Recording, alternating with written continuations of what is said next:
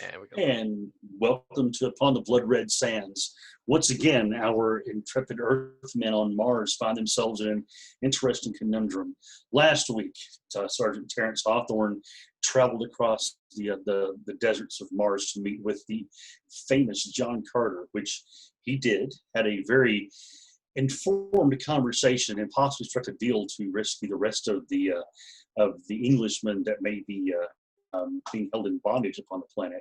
Meanwhile, Corporal, or should I say Captain Fergal McGuire, established himself as the commander of a Martian skyship, which he had obtained by slaying the captain, by literally punching through the fellow's chest.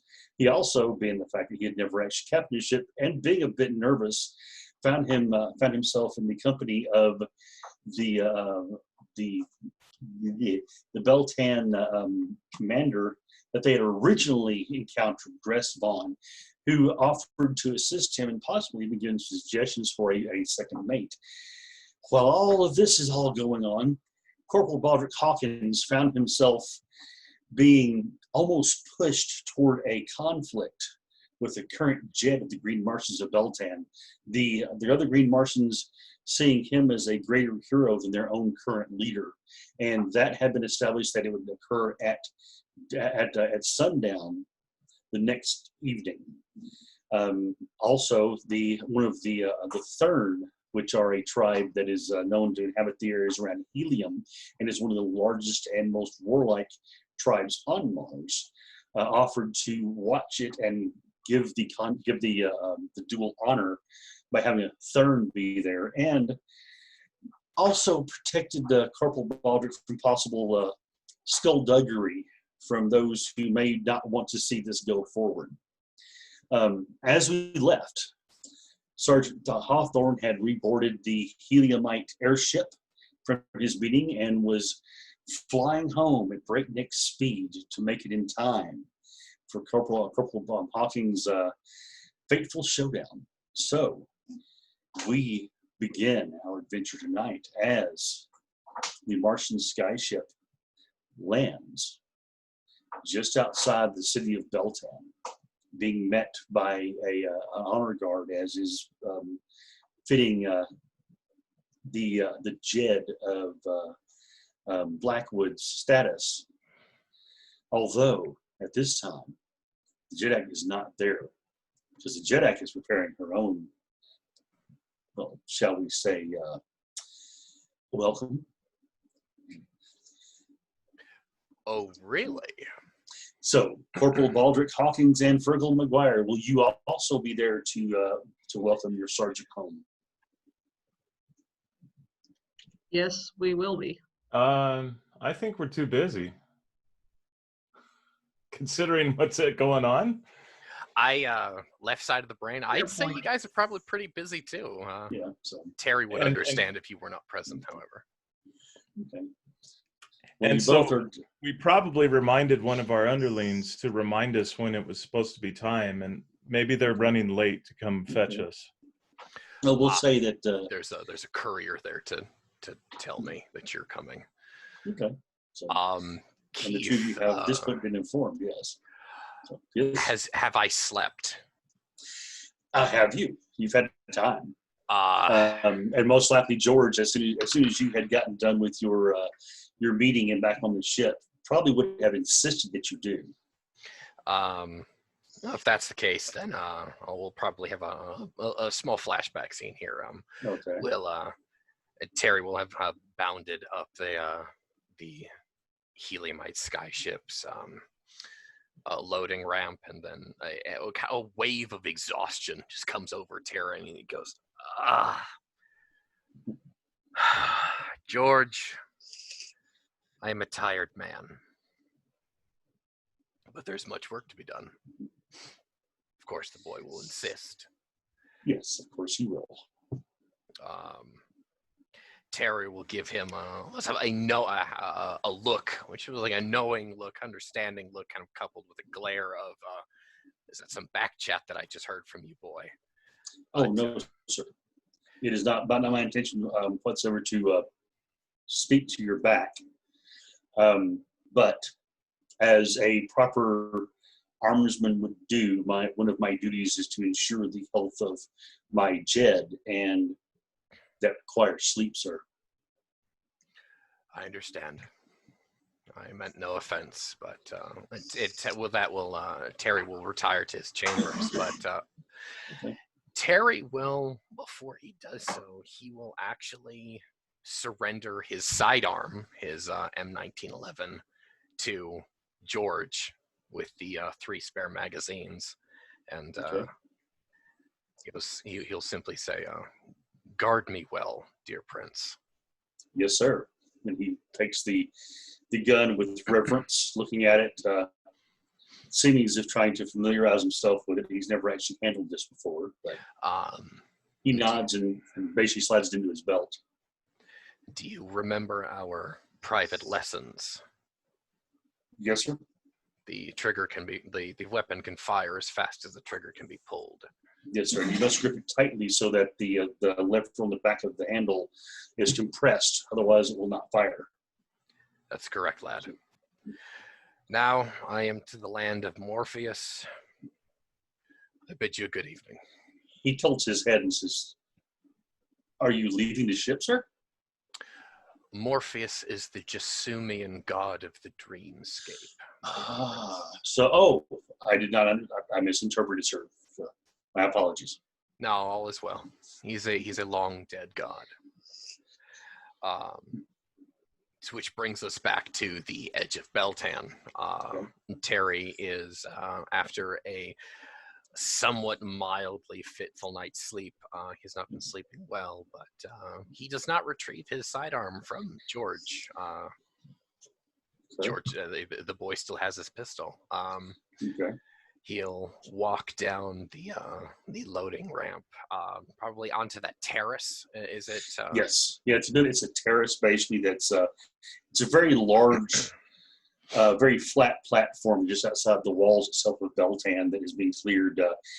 The construction, I'll remind you of some of the things you saw in Egypt. Actually, some things you may have seen in Lebanon. Actually, these very massive stones, huge crenellated walls. Yes, and the stones itself, the actual landing pad, are so huge that it boggles the mind to think that the hand of man may have placed them here, not the hand of a god.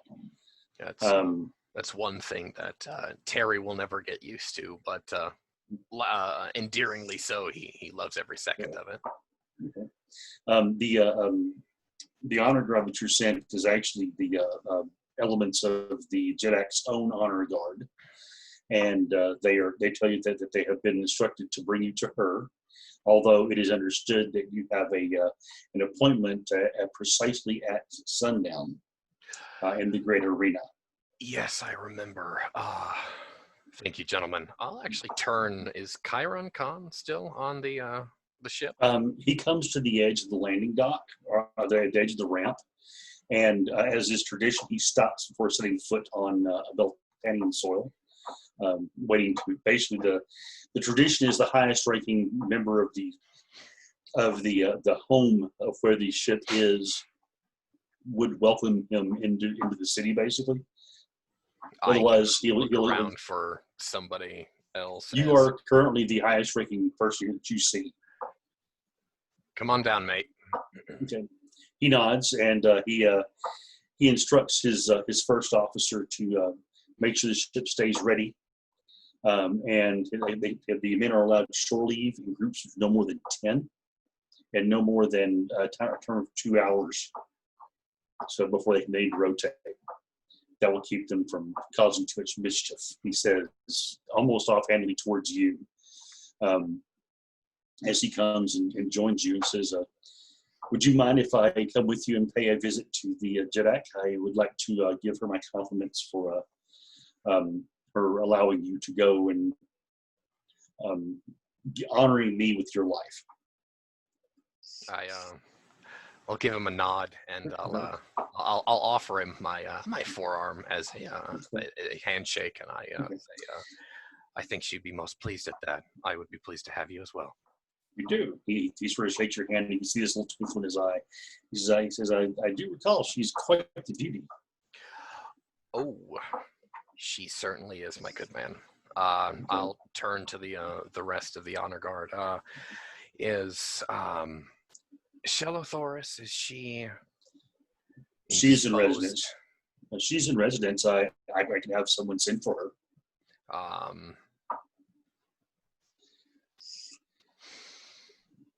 I look at Chiron Khan. Would you like to meet your house, the rest of your house?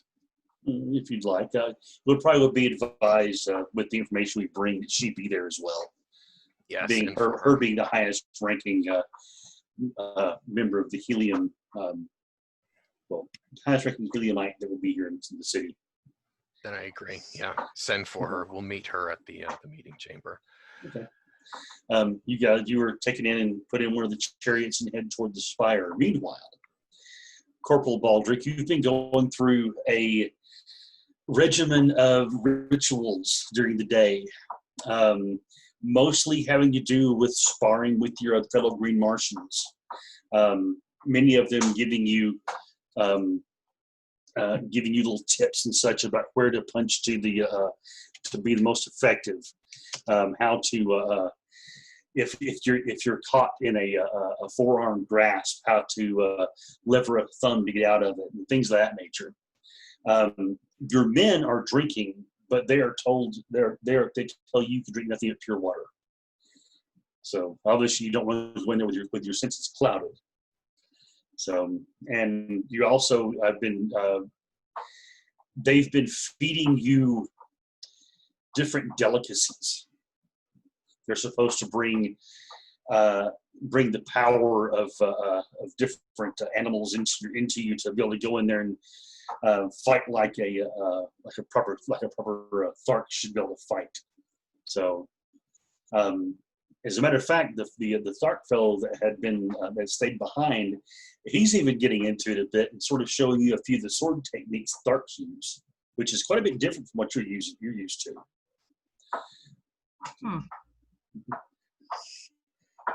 I know that that I get to choose weapon. Yes, typically it's when you arrive, whatever you bring, your opponent will be allowed to use as well. You being the challenger, though, you're not allowed to use anything above what your opponent uses. So if he carries a spear or a lance, you may face him with a spear or a lance, or a sword, or a knife, or your bare hands. If he appears with a sidearm, you may also use a sidearm. But if he shows up with just bare hands, you cannot use anything but your bare hands. I'm gonna take a moment to excuse myself. Okay. And I know they said that they advised that nothing else should be added. However, Yes. there's a difference between clouding one's mind and encouraging one's mind. Okay. And I do need my mind heightened. Okay. So is this an Earthman ritual before a duel that you wish to partake in? Yes, it is. This is an Earthman ritual. Then we'll have to make sure that your opponent is given the same option. Of course. And I hand him a small vial. Okay. He looks And I at say, it. how big is the Earthman? Or how big is my opponent? I need to know his weight. He well, they all start. Wait, what do you mean? They're like one fellow says he's 3 callets weight, maybe. Another one says he holds his arms out. His shoulders are like this, and they try to come up with ways of giving you a description about how big he is. But you get the idea that they do say that basically he's around 12 feet tall. So he is an average size Green Martian, which means, in your opinion, he would probably be somewhere around 800 pounds, because the Green Martians actually don't really their bulk is a bit larger than most humans. So an average human being 200 pounds, you would think twice the size, it would be 400, but they're actually denser muscled. So they run about 800 pounds. So, I'm gonna look at you have no idea if that is poisonous to Green Martians or not. Yeah, I'm gonna look at men who I consider my lieutenant and my closest bodyguard. Zint. Okay. Yeah, he's the eldest of your Green Martians. I'm going to ask him a question. Okay. I'm going to pull out a little file. I'm going to say, this encourages an Earthman's mind. Okay. It improves our senses. How scandalous would it be if it is accidentally poisonous to you, as I am unaware of how it affects a Thark's biology? Well, what I can do is, he holds out one of his lesser hands. He said, give it to me. I will take it to him and I will explain this to him. At that point, it is up to him if he wishes to do it. But if he refuses it, you must also not partake. I understand. I give him a vial. Okay. He says, I shall return. He crosses his arms in the Martian salute and leaves. Over at Fergal, you're going over your sky ship. They've actually pulled out quite a bit in the past day of the wrecked equipment and such off of the upper decks, and have gotten almost completely cleaned out. The one side of guns that had been completely dismounted have been removed, and they've been taken to the down to the radium foundries to be recast. Meanwhile, you have received 10 of the brand new Beltan repeaters, which are basically they're built around the idea of your guys' infields and the fact that they are a bolt action fed gun. They're still only single shot, but they've adapted it where they actually have a rolling bolt that allows them to load faster. So literally, it takes one of the larger Martians to pull it up and pull it back, and then load the shell in. Of course, the old shell is ejected out, and load the shell in, and they push it forward and down. So it's much, much faster than the old screw breeches they've been using. And they've been training 10 Green Martians to work this bolt because they're the ones who are large enough to actually do it. Okay. Gress Vaughn goes down with you there, and he waves at one of the fellows. There's also a surprise along with this shipment, as you see a face and a figure that you know, and he waves and sort of elbows you in the shoulder and says, Sita wanted to come along.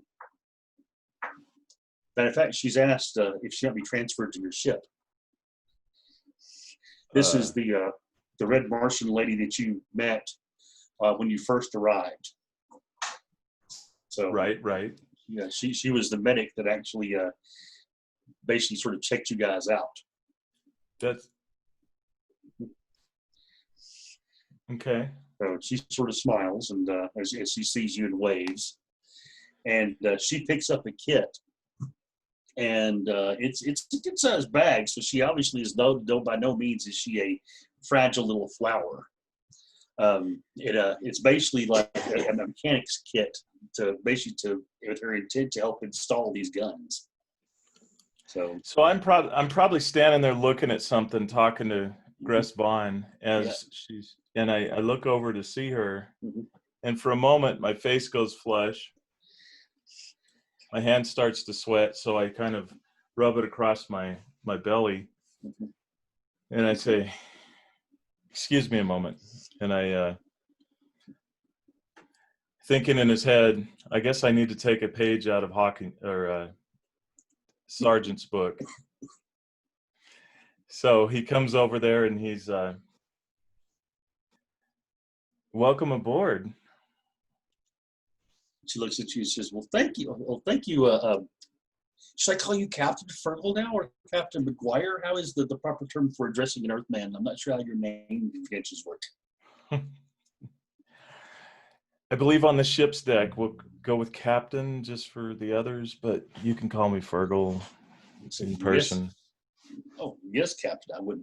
I wouldn't expect to be so forward with the captain of the ship. But she sort of flutters her eyes a little bit as she says it. Thank you.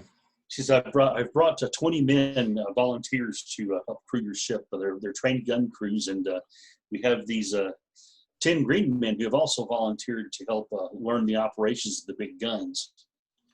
They're going to recruit possibly more for the rest of the weapons on your ship, if you will. Right now, we have same ones that eat other living beings. Well, they promise not to. Okay. They're usually Go too on, good please. a word. Like I said, the foundries so far have been able to build 20 of these, and they're all being dedicated to your ship. For a moment, he's kind of loses his breath, and he just kind of looks around as he composes himself and sort of looks off like he's looking at something and sort of looks uncomfortable at the moment. But he's just flattered, and he's just excited too. And he turns back with like this gleam in his eye that's it's hard to decipher between like predator or not at her, but just the sense of the moment. Okay. She sort of steps in a little bit, almost conspiratorially, and she says, "I was there and overheard the conversation about these guns, and well, Blas Moore wanted them for some of his crews, but Reed Chan said they were in the better in the hands of you than him. We have caused a bit of a bit of controversy there. So, but I agree. I think they're better in your hands." Well, I'm flattered, but we will definitely put them to good use. And what? Sorry, Keith. What was the name of that? The other Bossmore? Okay, Bossmore. Oh, yeah. Reed Chan is Bo Chan's brother. Bossmore is actually basically the head of armies. He's the general of the armies of Beltan.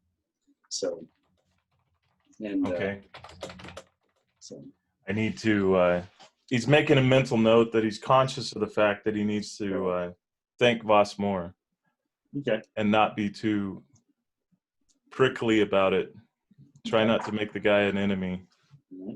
So you guys are getting there, and they're trying to actually bring them on board your ship when well, you actually see it. You see the heliumite sky ship come in. Not too far away and land, and you see the unmistakable figure of Sergeant Hawthorne step off, and with the honor guard, and apparently the captain of the heliumite ship, because of his red. You see them head towards the entrance to the city. At that point, one of the younger red Martians that you have detailed to do this, to watch, comes over and says, "They're back, sir." Sorry, sir. You didn't tell me to tell you when they were back. I was hoping to know so I'd be there for him to land.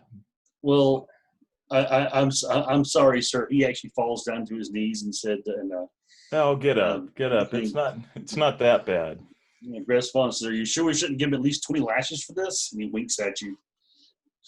No, I think 5 will be fine. At that point, the boy flinches, and he says, "There you go." And he reaches down and pulls the boy up, and this kid's maybe a year or two younger than you at best. Right. And he pulls up with a harness. He says, "Oh, come on, lad, let's get your punishment over with." 5 lashes, he says. The captain says, "The captain, 5 lashes it is." I was kidding. I guess I should Vaughn behind this kid's head is grinning ear to ear towards you. And he just sort of mouths, "It'll be all right." So okay. And I turned to my companions. You said it was Sita, right? Sita, S-E-T-A, Sita. Okay. Sita Talia actually is her full name.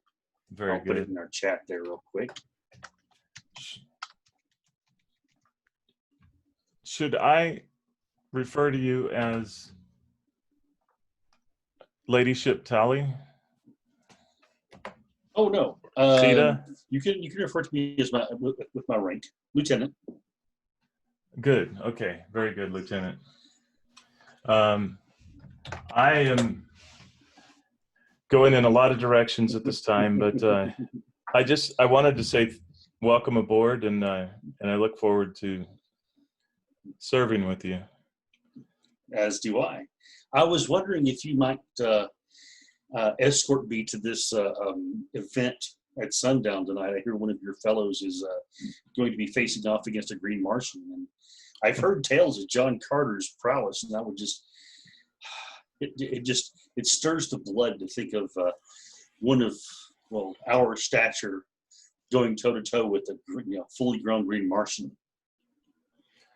Well, I mean, Hawkins is a close friend of mine, and I have taught him some things, so it should be very entertaining to watch, and I'd be honored if you'd join me. Definitely. I also hear he's a doctor. That's correct. Hawkins is our medic. Well, that was my position on the last ship. I was a ship surgeon, so this will be interesting. And she says, we know so many things about the anatomy that we know where to hit to make the most pain, and otherwise. He kind of leans his head back, kind of sidelong glance at her, like, I bet you do. As he kind of crosses his arms, like sort of defensively. Okay. He says, she said, permission to stow my gear, Captain. Permission granted. Okay. And I would imagine we're going to meet somewhere prior to marching Thunderdome as like some sort of strange Martian conglomerate. Oh yeah. So you guys have at least you and Hawkins probably had already decided you'll meet at your actual apartments up in the spire, because the arena is actually at the tip of the spire, the very top. So okay, so I will I'll send for you. You'll be on the ship, I guess. Yes, Captain. I'll be on the ship. All right. Well, I'll send for you, and be ready in what is it? How long? He looks over at one of the attendants next to him. How long until the fight tonight? 3 hours till sundown, sir. Okay. We'll say an hour and a half. As you wish. Would you like me to meet you in your quarters in the tower? Perfect. We can eat dinner first. I'll be there. So she turns, and the swaying of her hips reminds you of the gentle sway or lapping of waves upon the ocean as if to rock a babe to sleep. And he kind of says it respondently as he's walking away. He thinks, and he says, "Oh yes, dismissed." Okay. And she turns and looks over her shoulder and says, "Thank you, Captain," and sort of strikes a pose for a moment, and then she continues her way across the ship back to the crew quarters. Maybe a tad slower than normal, you would think, possibly. Yeah, he watches that for a moment before he turns back goes back over to Gress Vaughn and says, "Okay, once again, this is an E, right? This is an L, okay?" Okay. And he's trying to spell out the name of the ship because he's expecting them to put the name of the ship on the front of the... Okay. So he is... let me look it up here.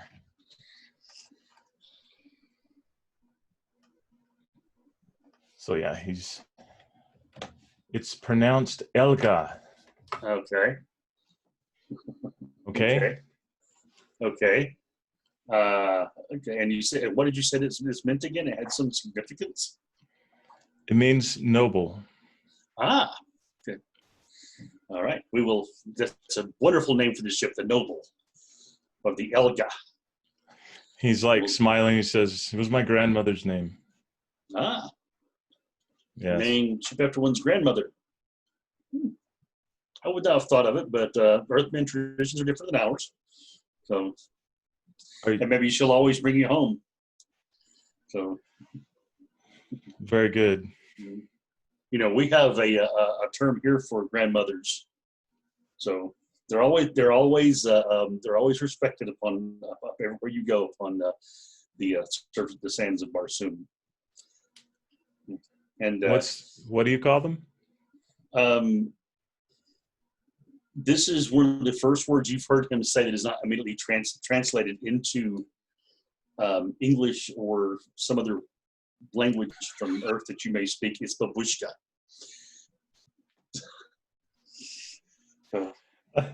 And Fergal actually stops and catches himself before he he's trying not to laugh. He's barking and instead because he's forcing laughter. So are you okay? Should I call the doctor back, sir? Oh no. I just swallowed some spit wrong or something. Oh. Yeah. It always Go ahead. It always surprises me that God's placed the place where we take in liquid right next to the place we take in air. This does not make sense. But, yeah, you're telling me. It's even worse when you get throat punched. Yes. Right then, I need to make my way down to the terrace to meet Sarge. All I right, mean, sir. you know what I mean. Yes. And he starts walking determinedly down the gangway.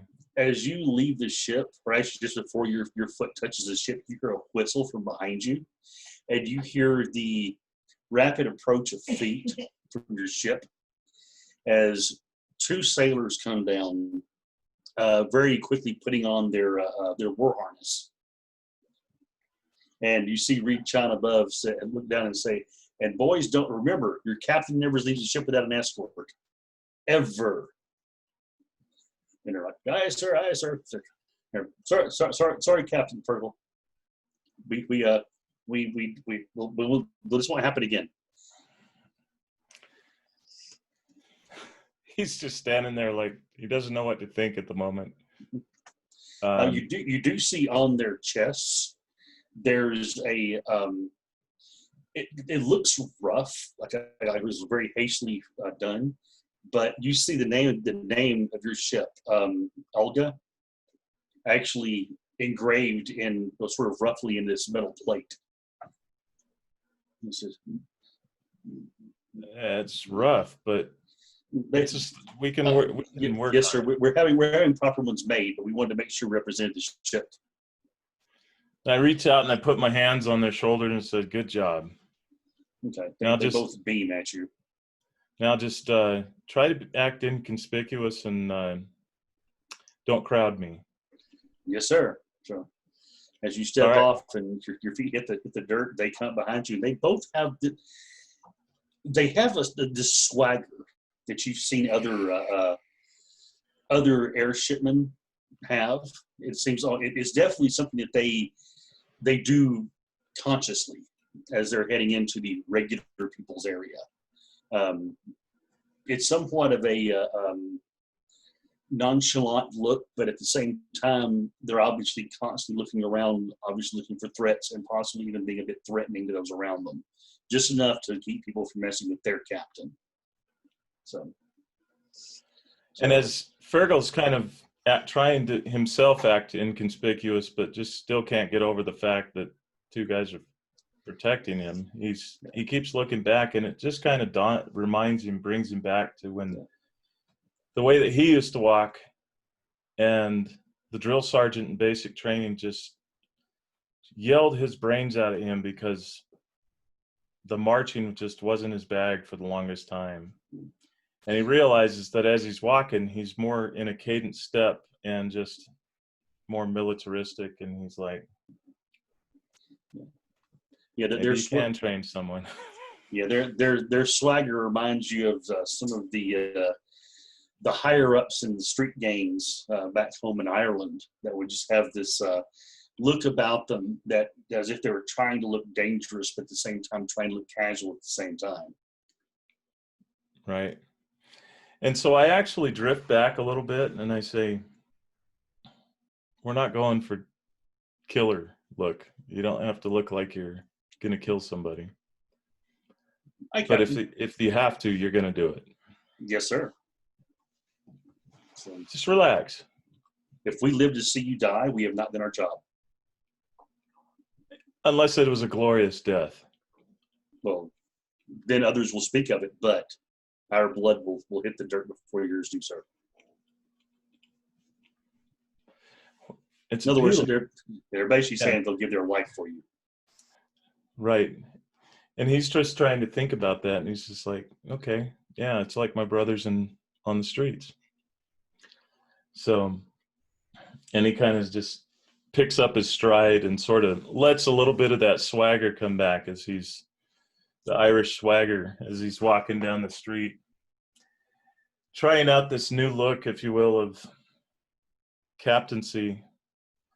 And he kind of chuckles under his breath and says, "Little Lord." Little Lord. As he approaches the terrace. Okay. Sergeant Hawthorne arrives in the upper chambers of the tower there, where he's being received by Jedek Bo-Chan.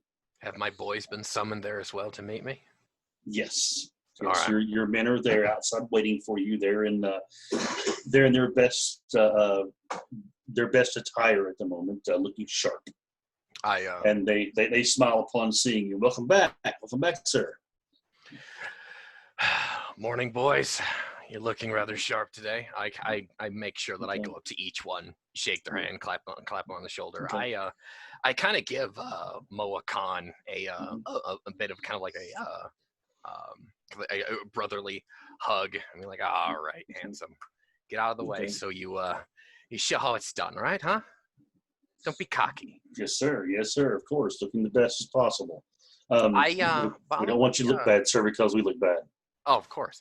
By the way, I'm gonna poke Moa Khan in the shoulder. I'm like, I have somebody that you need to meet before we leave. Yes, sir. She's pretty. I'll wink at him. And he sort of smiles. He says, oh, you think she'll find me prettier than that one Martian's head that you handed to me? Well, I mean, well. Should I bring it? Where is it right now?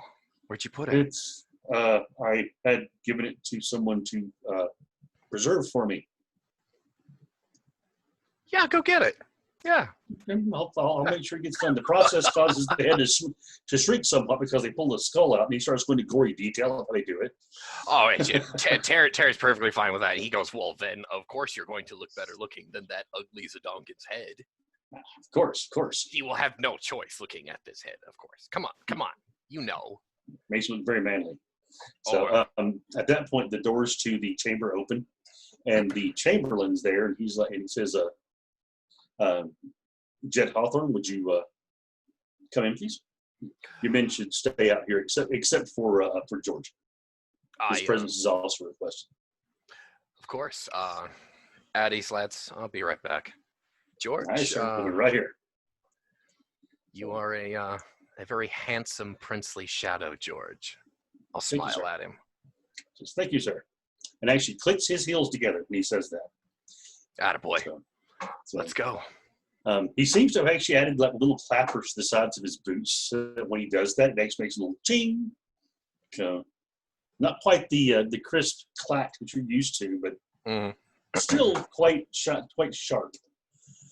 And you actually notice as after that you look back and all of your men are wearing these boots that have these little metal plates on them. He just smiles. He beams at them. He goes, "You guys." They all take attention, and you hear this series of chings at them as they all click their heels together, and they sort of grin without actually laughing. The door closes on that scene, and you see before you the private receiving chamber of Bo-Chan. You've actually been here a few times. It has a large open bay looking out over the city of Beltan. Below, you can see the heliumite ship at the edge of the city next to Fergal's captured ship that seems to be a little antfield of activity on that one. He'll kind of muse. I hope the boys have been well since I last saw them. They seem very good. Bo Chan turns to you as she's looking out across the city there, and she says, "Welcome back, Sweetheart." I just smile at her. Okay. She take it back just for a moment for that, and she seems to sort of flutter her eyes for a moment as if she's sort of surprised by that. But then she sort of half nods and steps forward. So I'm glad you returned. What word do you have of Captain Carter?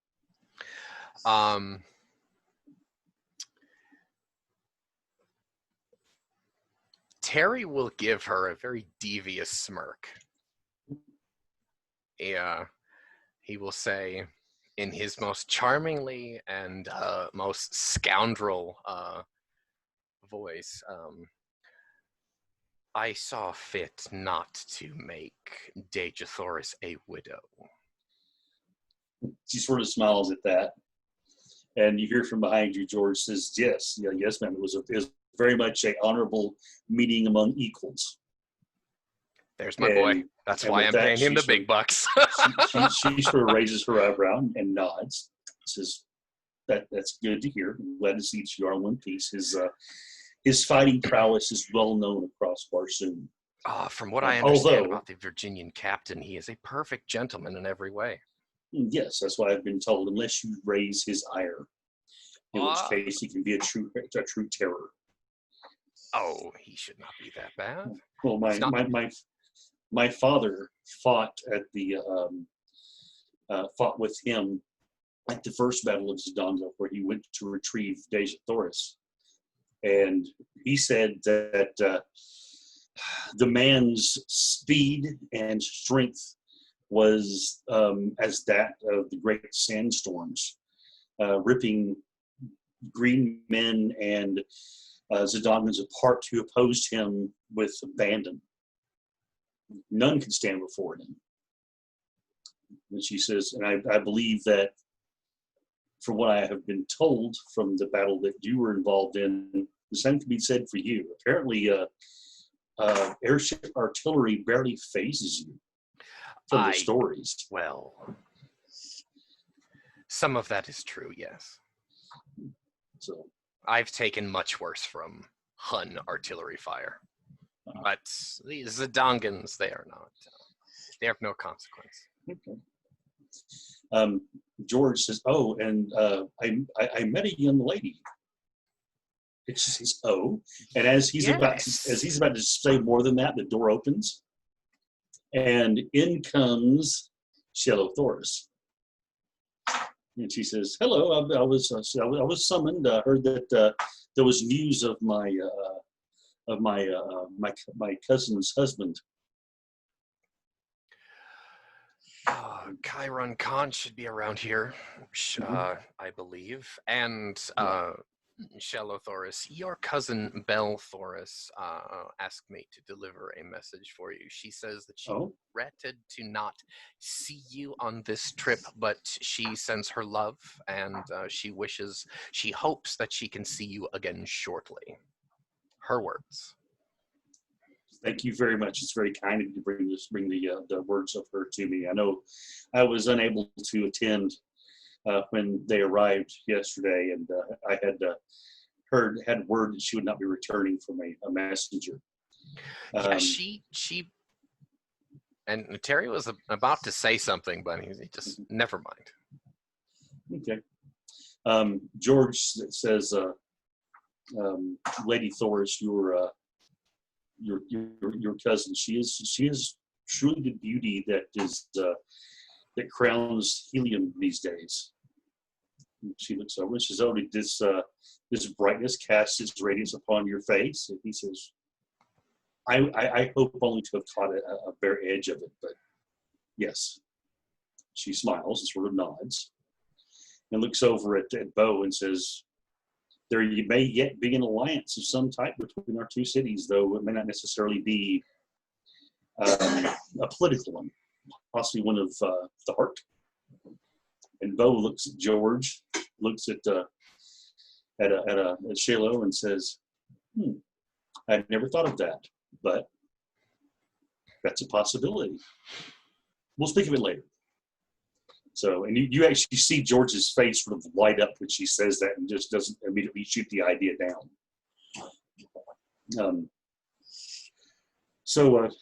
Did Warlord Carter bring you, send any word about what his intentions are? He has, well, I told him about the plight of my English kin.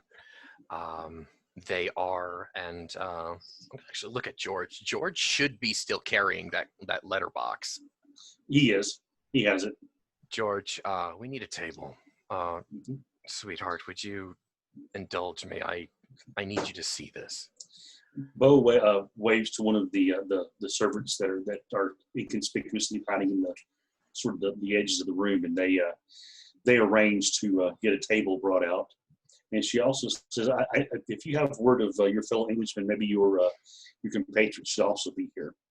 And she before you say anything, she looks up and says, summon the other two Jesuitians, please. So, thank you. When the fellow nods and they head off. We'll just say a few moments later, the two of you, Hawkins and Fergal, are basically intercepted by a servant of the Jedak and tell you that your presence is requested in her audience chamber. So,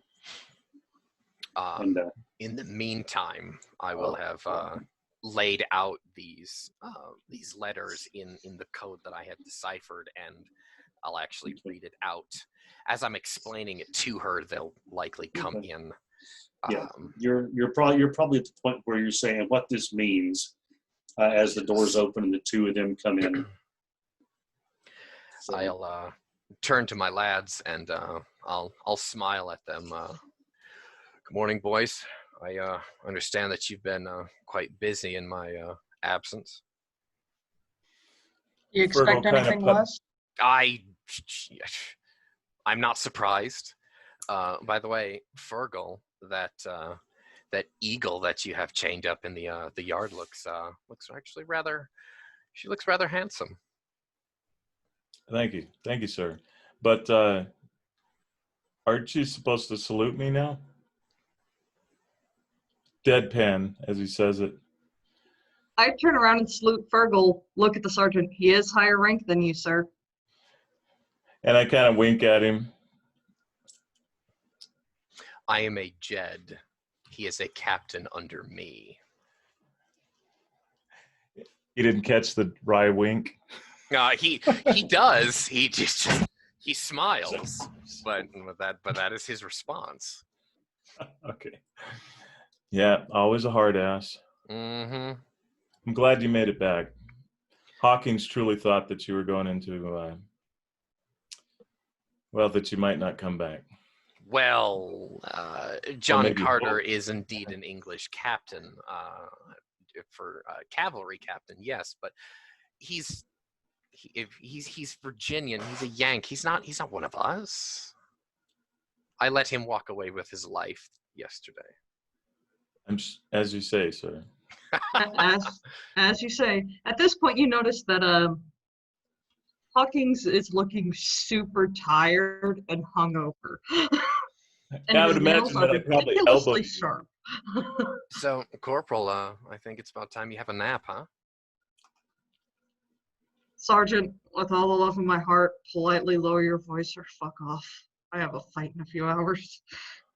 You should probably have a nap before your bout. You slick git. What I was trying to do before you interrupted me. Well, I did get summoned here, sir. Well, I'll be brief. I'll turn back to Bochan. What this means is Zdanga has put the rest of our boys, those who are still breathing, I turned the rest of my dugout. They've put them on the river Is and have put them down the river to a most horrible fate, to be ripped apart by these plant men devils and to be eaten alive by the white apes at the lower river Is. Okay, that was worth being woken up for. He's looking at Hawkins like, what the immediately fuck? sobers up. Yeah, All right. he just wakes up. Okay, that was worth being woken up for. I thought that would get you. Are you yanking my chain, sir? No, I am Yeah. not. This This is sounds like a load of no. fairy tales that you No. tell your kids. Come here and see this code that we've got. These letters are last will and testament from our former column. You see? Do you remember? See. I think. Come here and see these letters. He kind of Notice walks how forward. they're all addressed. You remember these can't be forged. And I point out the major's will and testament. Read and weep, gentlemen. He'll just step back and look at Bo-chan for whatever her reaction is. Hey, Fergal, I'm gonna nudge him and whisper. I'll be honest, I'm not sober enough to make sense of this. Is he bullshitting us or not? Do I need a rolling thing? No. These are definitely written in English hands.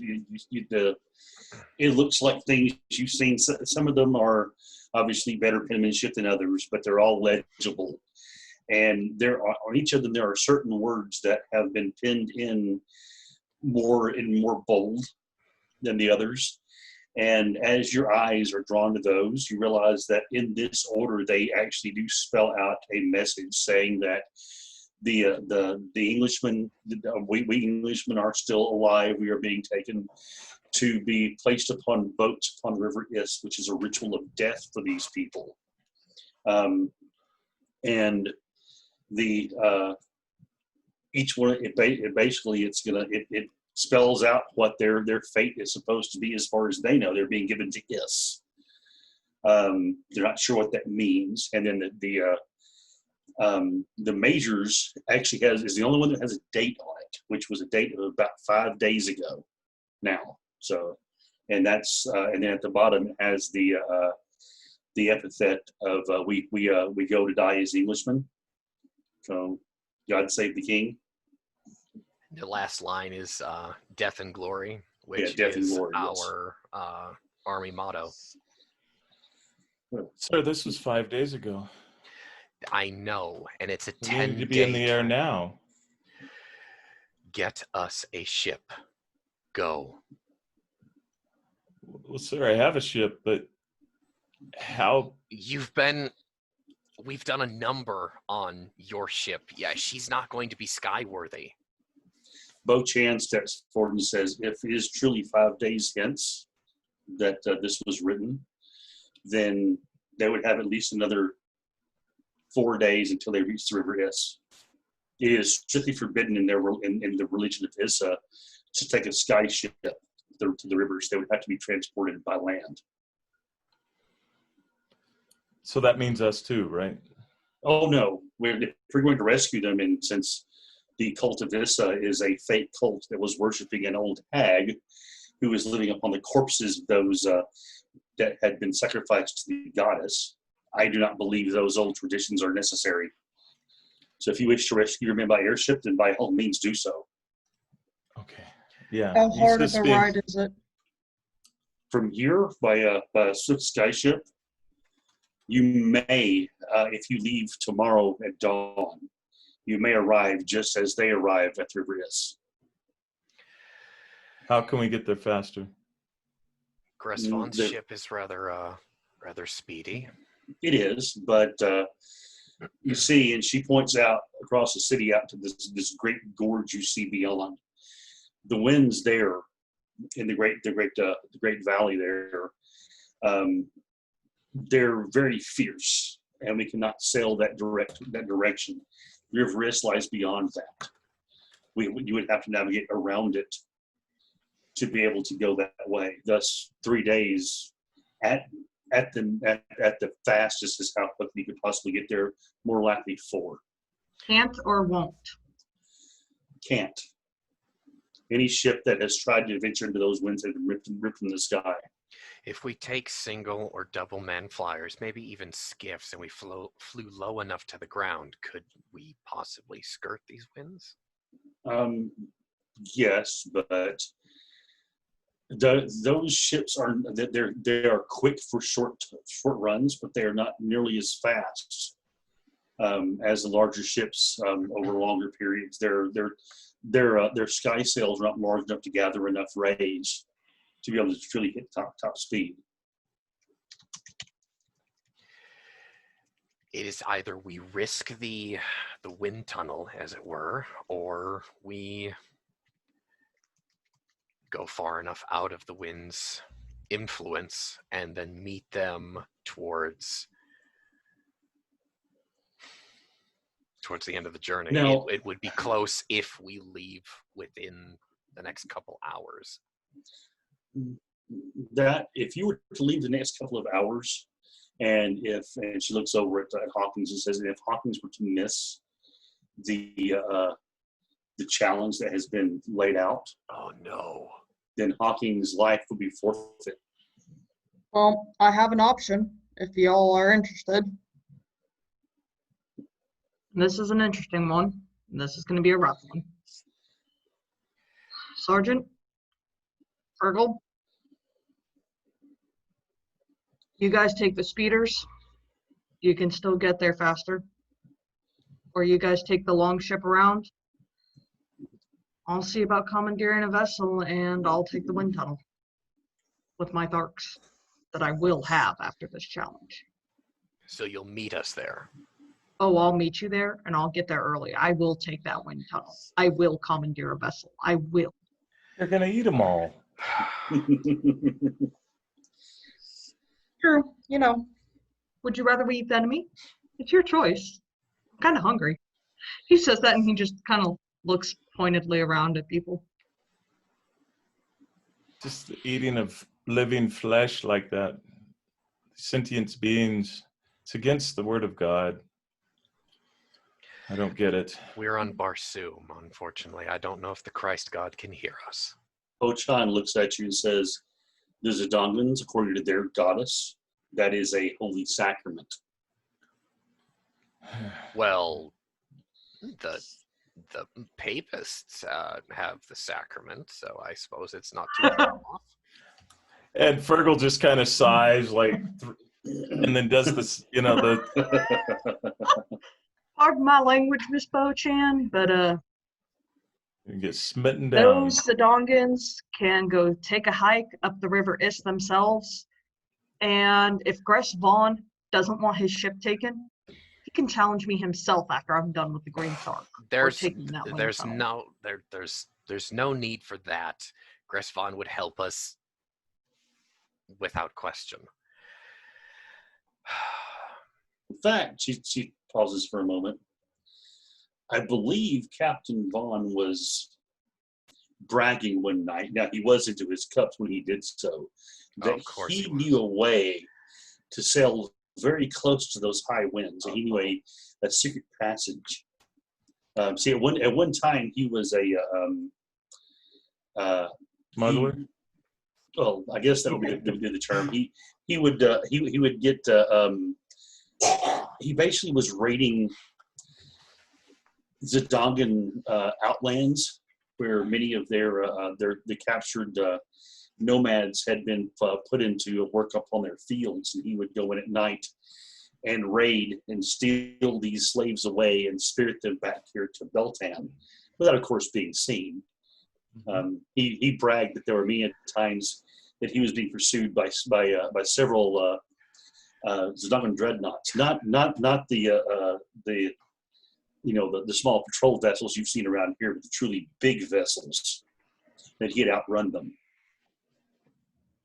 Impressive. Well, boys, I think we have our answer. I'll see if we can go get Gress Vaughn. I will come meet you soon, all right? I need to have a moment with Bo-Chan here before we leave. Understood, and I'm gonna go get you some warriors. Baldric, I Godspeed, mate.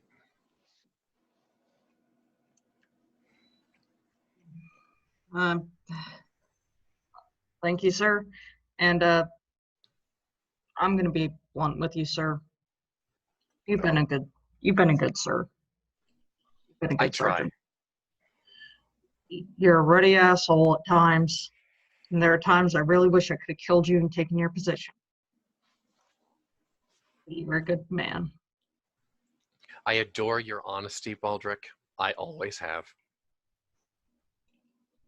Well, if I come back from this, you won't have to worry about a knife in your back any longer. And with that, he walks out of the room. I just look at Bo-chan and be like, and that's why he's on my personal staff. She nods. So we're leaving within the hour. Within the next couple hours. Just be quick. Always getting in the way of me getting laid. Terry is just assuming who we're talking about. He goes, she can come with, can't she? He just turns around and he's, what? Am I dismissed? You're dismissed. Hurry. I'll be with you shortly.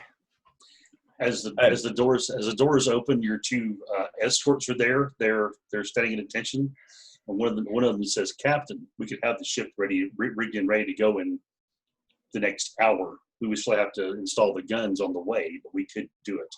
Eavesdrop. So get me, excuse me, I was told that it would be several days. Well, that's what an engineer would tell you. They can do it in much less time than that. No, I meant the whole ship repairs. Well, I mean, It's already done. there would be some things that wouldn't necessarily be finished, but more cosmetic type things. We can paint the side of the hull. The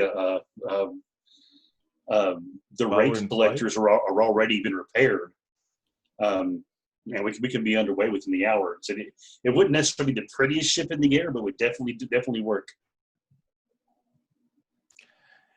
Since he's at the door, he kind of slowly turns around and he says, "Sir, the Elga will be in the air." Keep the engines warm for us. I'll be down shortly. Okay. We turn around and I say, "Let's make haste. We're going Aye, to war." sir. All right, sir. As a thrill of excitement runs up his spine, but the pit of his stomach is also going down, sliding down. Yeah. As they're making way briskly back to the ship. Okay. All right. With that, Bo-chan dismisses the rest of the people there. Asks, she says, "Just a moment, Terry." Thank you. As you're about to leave, and she turns and as she leaves, she looks at you and says, "Your mind is set upon rescuing your men, yes?"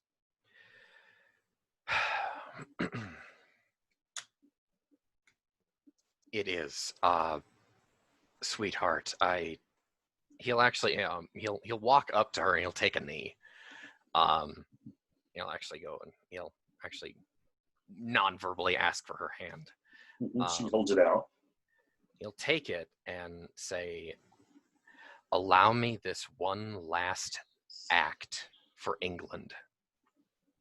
And after this, I will be uncontestedly yours." What woman could refuse that kind of offer?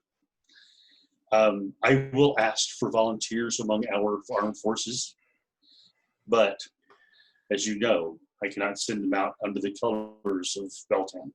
I would not allow these ships to be marked as Beltan.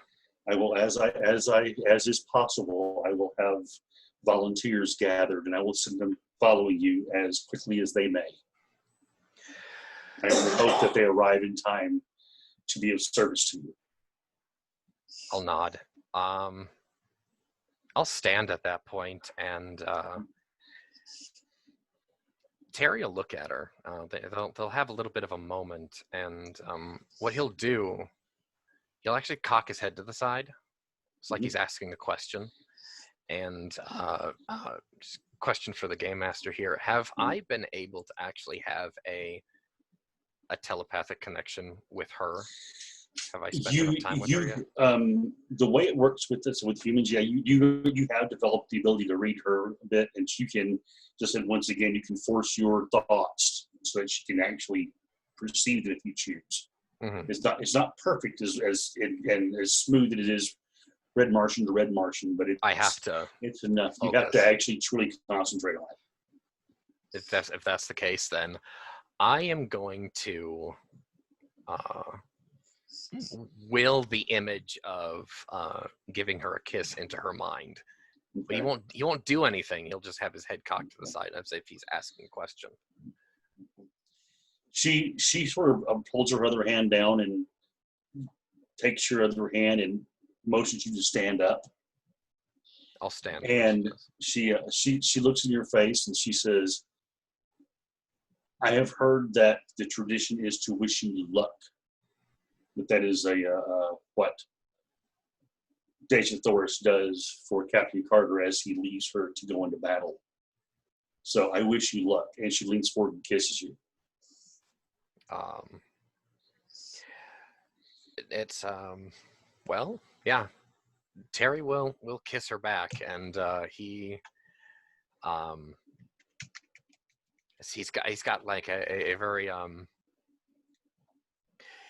his head is kind of like flooded with those with I would say sort of kind of like a relief.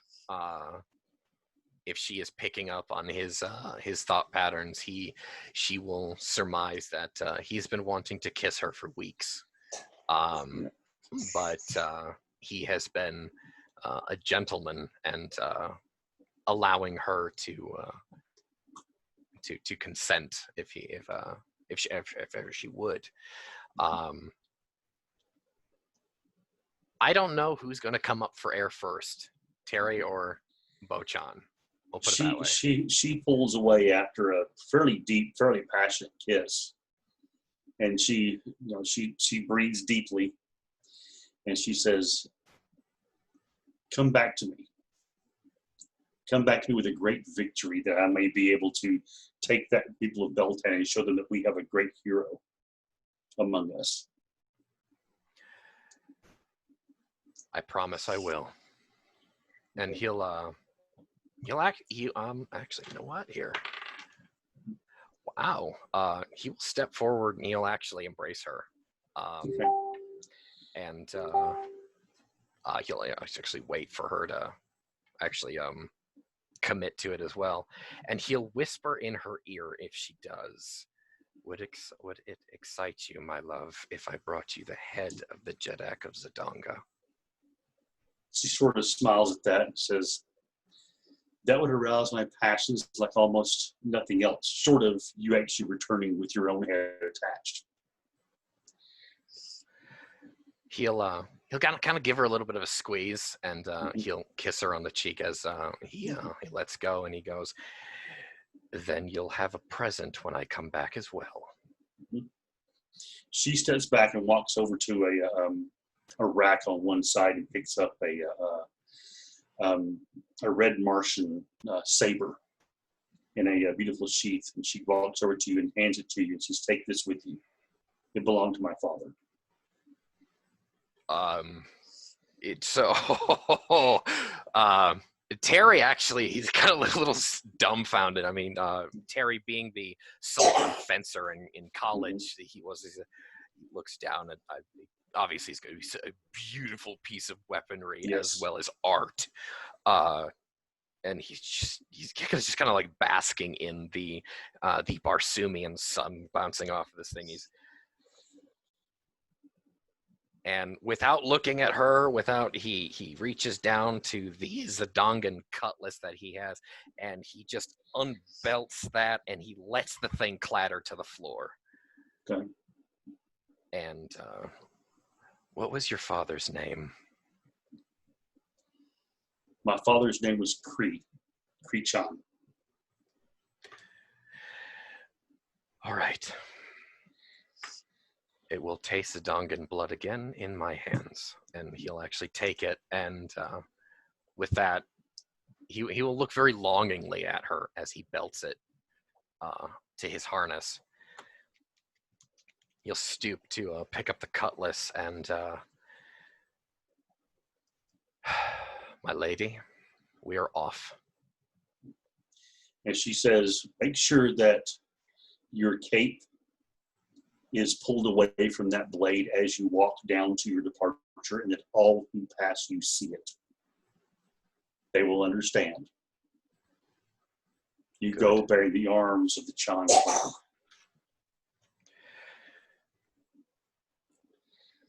He just nods. I will do the Chan household proud. She nods, and at that, she doesn't say goodbye. She just turns and looks out the window and puts her hands behind her back. I look at George, and I look down at the saber on my belt. George actually is very hastily wiping tears away from his eyes. That was beautiful. Stiff upper lip, boy. You're running with the English. Come on now. Yes, sir. Yes, sir. Yes, yes, sir. Yes, sir. Sweetheart. I'll actually call to her from across the room. Her head, you see her head move just a bit, but she doesn't look back. With your permission, I would like to make George my second.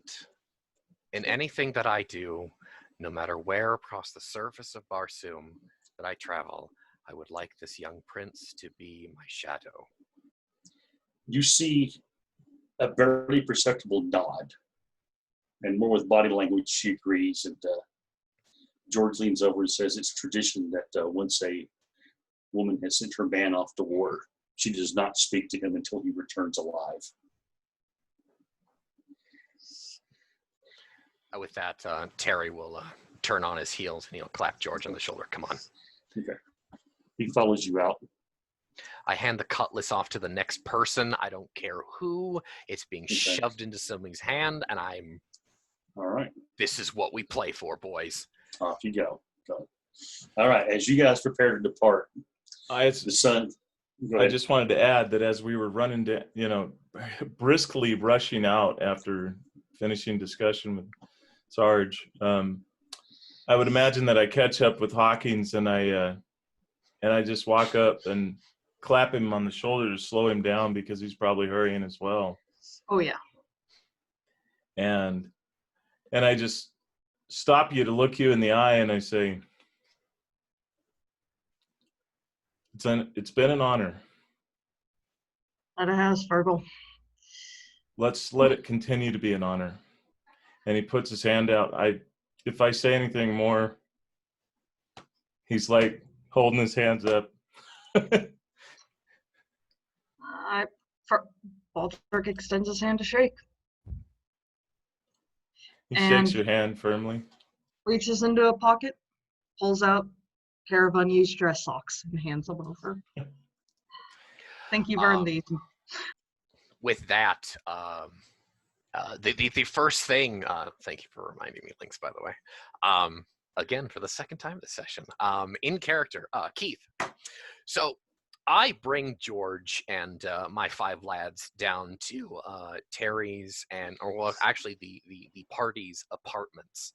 I'm assuming Keel is still there. Yes. And I'll actually turn, before we go into the apartments, I turn to the rest of my lads as we're kind of like walking down this hallway, like 7 abreast, like the Magnificent 7. Yes.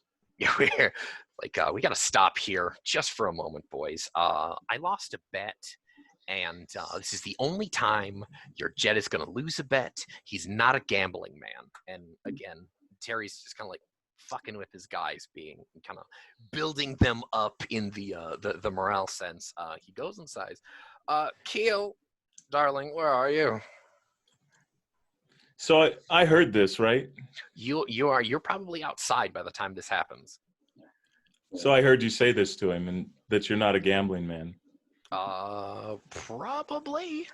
He walks up behind your man, and he says, "Don't listen to him. He is a gambling man." Oh, shut up, Virgil. You can hear how many bets this man loses. He opens the door. He goes inside, closes it. He even loses the bets with the trench food. Oh, thank you. Actually, opens up I the think he door. lost a bet with a bullet once as well. He opens up Keel the is- door again to just in time to hear that, and he just goes to Hawkins and Moa, come inside here. Okay. And Keel and the maids are there in the central area as if they had heard you outside and gathered. And she, as soon as you come in, they all dress and sort of bow to you, and Keel gives a nod and said, "We are good morning, waiting your girls. pleasure, sir." Good morning. Keel, Yes, sir. I have someone I would like for you to meet. And I course, sir. indicate Moa Khan.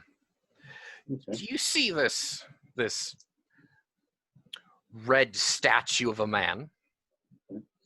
He is actually standing there with his hat in his hand, somewhat wringing it as he sees her, and you see him actually turn slightly redder than you have seen him before. He goes, this fellow that you've seen stare down Zidongan artillery, fight hand to hand without even blinking, wielding cutlass in a way that you've seen few men do without any fear whatsoever. You see standing there before you a man-sized adolescent being confronted by a pretty girl. Keel, this is one of my best men. His name is Moa Khan. He is a nomad, and he's one of my best marksmen. Moa Khan, show her your head. Yes, sir. He reaches down to his belt and pulls up this shrunken head and says, "I got this the last battle. I'm prettier than him." He is he not? He's quite. And she sort of smiles at that, and uncharacteristically, normally she is all business when she's around you, unless you've told her that. You literally hear a bark laugh come out of her mouth as she says, "Oh yes, man, you are much, much more beautiful than that head." And he in sort life, of this smiles. was Dongan, so it wasn't. It was worse before. And I'm gonna leave you to a moment. He goes upstairs to get his dress socks and come back down. All right, Moakan, why don't you have any plans for that head? No, he's actually still holding it up awkwardly as if he's not sure what he's supposed to do with it now. Why? Keel, would you like that head back here to keep you company? So she says, "Oh yes," and reaches out and grabs it by the hair and takes it and holds it up and inspects it. Just right, smartly done, she says. "I have just a place for it." She goes over and places it in the middle of the table facing the door. Oh, my dear, you've always had an eye for decoration.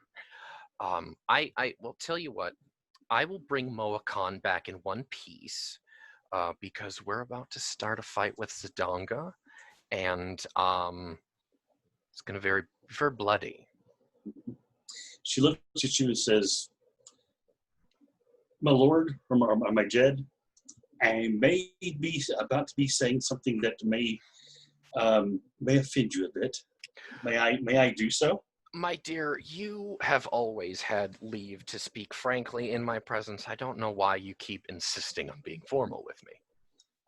I appreciate that, and thank you very much. She goes over to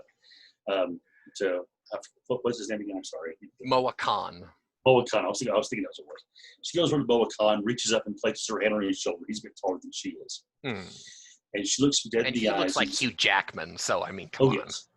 She looks him dead in the eyes and says, "If you bring me 10 more like that, you may beg me in the most passionate way you can believe." And just looks him dead in the eyes as she says it. Oh, he is now the reddest Martian you have ever seen as he looks her back in the eyes, and he just very sort of briefly nods and gulps. And she says, "Good." And she looks back at you and says, "Please make sure he comes back alive. Oh, I'll make sure. Or if not, make sure you bring me the heads of those who slew him." And she says, coughing just a bit, Says, this may also offend your sensibilities, as I've understood. Bring the genitals as well, please, preferably stuff in the mouths. He just grins wickedly, and A bit of her nomad comes through there. Terry loves the shit out of this girl, and he actually just taps the basket hilt of his saber. And he goes, "We'll be seeing you again, my dear." Yes, you will. And she actually normally she just sort of nods her head to you because she's the head of the house, basically of the servants. On seeing that saber, she actually bows to you as if you were already married, if you would. And she says, "Yes, my Jedi." And she looks around and says, "That does not leave this room yet." And she turns and walks over to the head and sort of arranges it just a bit and starts humming a song very softly. So I just look at Moa Khan. Are you ready to go now? Yes, sir. He's literally holding his hat in front of him. Right, come on. With both hands. Yes, sir. Grab him. He turns around and he walks stiffly toward the door with the hat literally being held by both hands in front of him. Quit ringing that damn thing when we finally get out into the hallway. Quit ringing that. You're gonna ruin it. Okay. One of the other fellows looks over and says, "Sir, the reason he is doing that is because our clothing does not. There's nothing to hide arousal, if you know what I mean." Oh.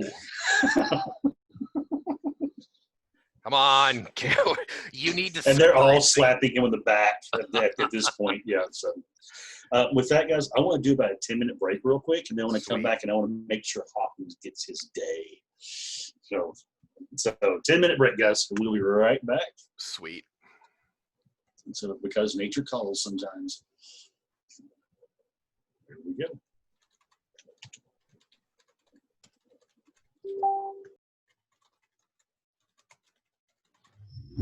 So, out of pure nervousness, I have the body mostly painted now. Oh, wait, hang on, put that back up. Right, there you go. I don't know why you're so hard on yourself, Lynx. You're an excellent painter.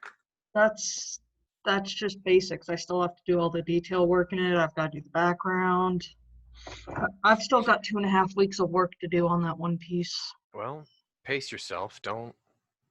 Just take your time. All right, I'll be right back. Pacing myself is working I have like to do it 6 hours yesterday. What's pacing? Yeah, right. All right, I'll be right back.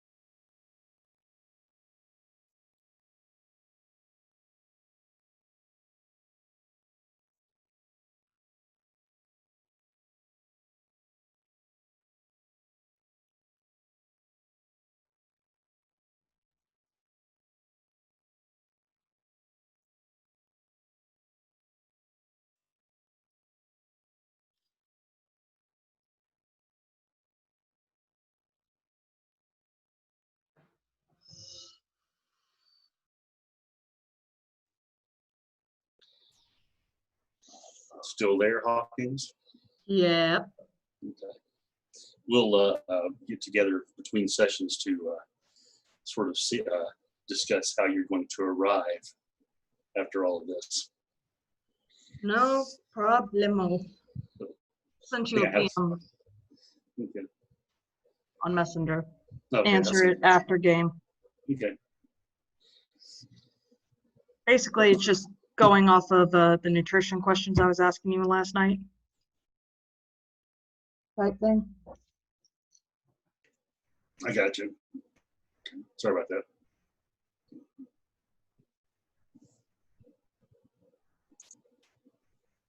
Okay. I will. Yes, I will definitely answer you after the game session now about that. Thank you very much. So I figured I'd probably just wait for my man to show back up, tell me if I could actually use anything. If I can't, I'll just go in there with freaking claws. And I have an idea on how I'm going to take the guy down. Okay. I've planned it out. Okay. And just so you know, the way I've planned it out, if my rolls are right, and there's a reason I saved all my bennies, it's going to be brutal and fast. Okay. So, okay. Glad to hear you've been thinking about it. I'm not planning on this lasting more than 2 or 3 rounds with what I've been reading on biology and physiology lately. All right, I'm back now. Hello, back now. Nice So basically, I'm completely planning on making a very devastating 1 to 2 hit kill. Okay. Get him, dude. I mean, I'm with you in spirit. We're putting spirit fingers. And then his cloak will be mine. Is he wearing a white ape? The rumors are that the jet of the Green Martians does have a white ape cloak. Yes.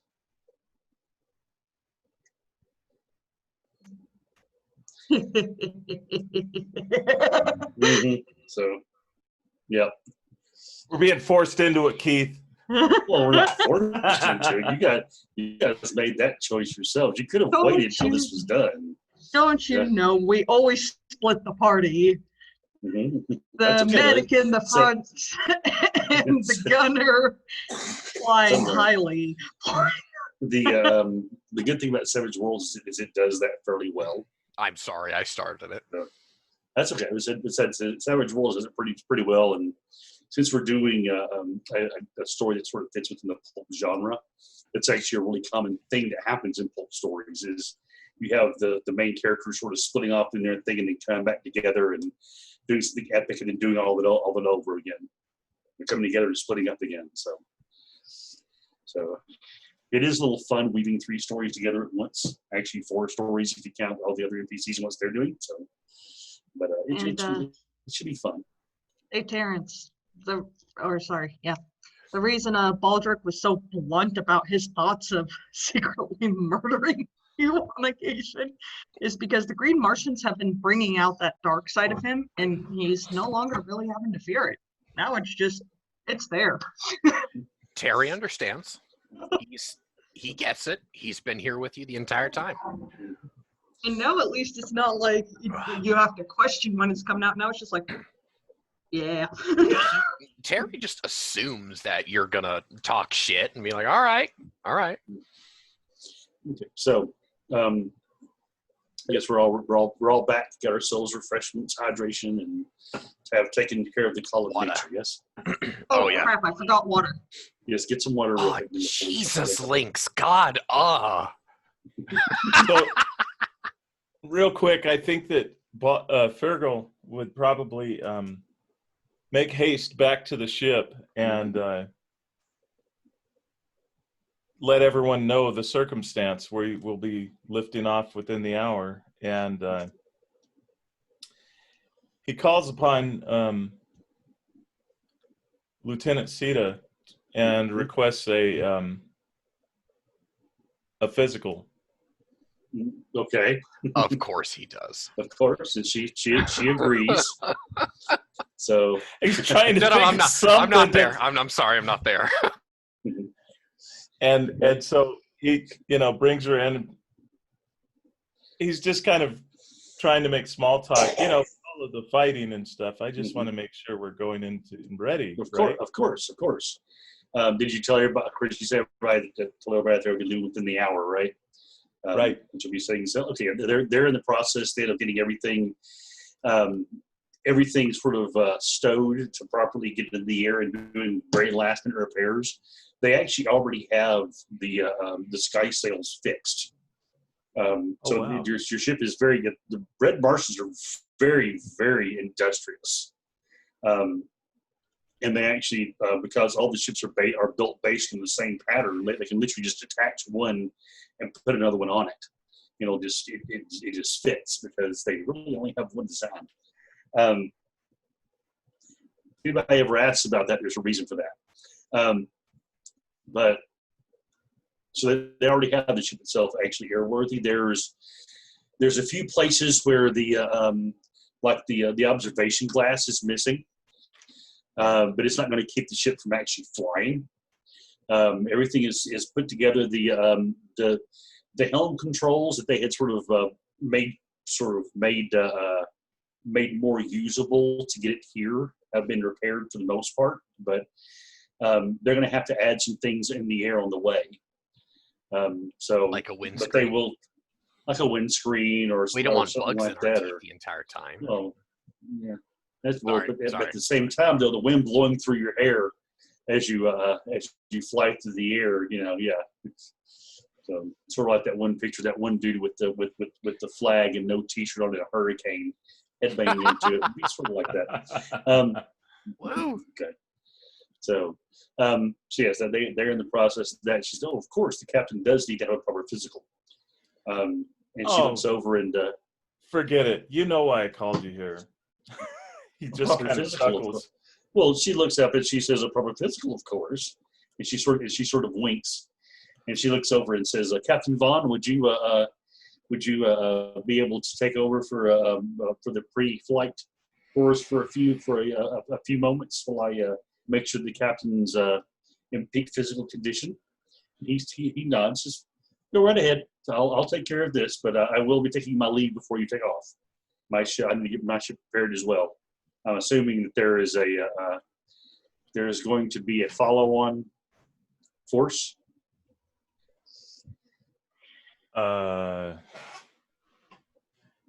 Gress Vaughn was the other ship, right? Yeah, he was the captain of the ship that's sort of been mentoring you. Right. So he would be coming with us, right? Well, he's actually going to be possibly going, but he'll be on his own ship. So if you're taking your ship, right? But with us, going with us. Oh yeah, if you want to, he'll go with you and be a guide. Yes. Okay. Okay. Yes, definitely. I appreciate your guidance. Okay.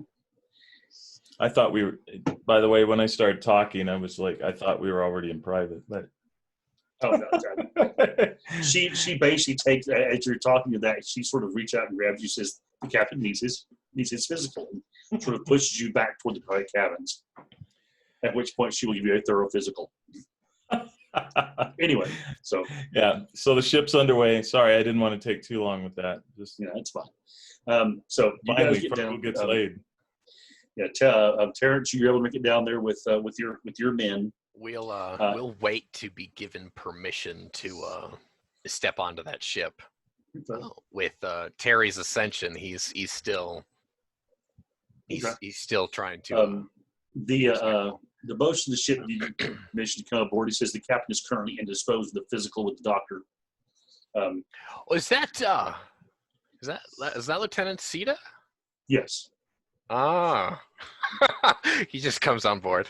Of course he is. All right. And with that, I'm going to switch over to Hawkins. Hawkins gets back to where him and his green Martians have been gathering most of the day. And you have Zint Basur is there. He has returned. And he says the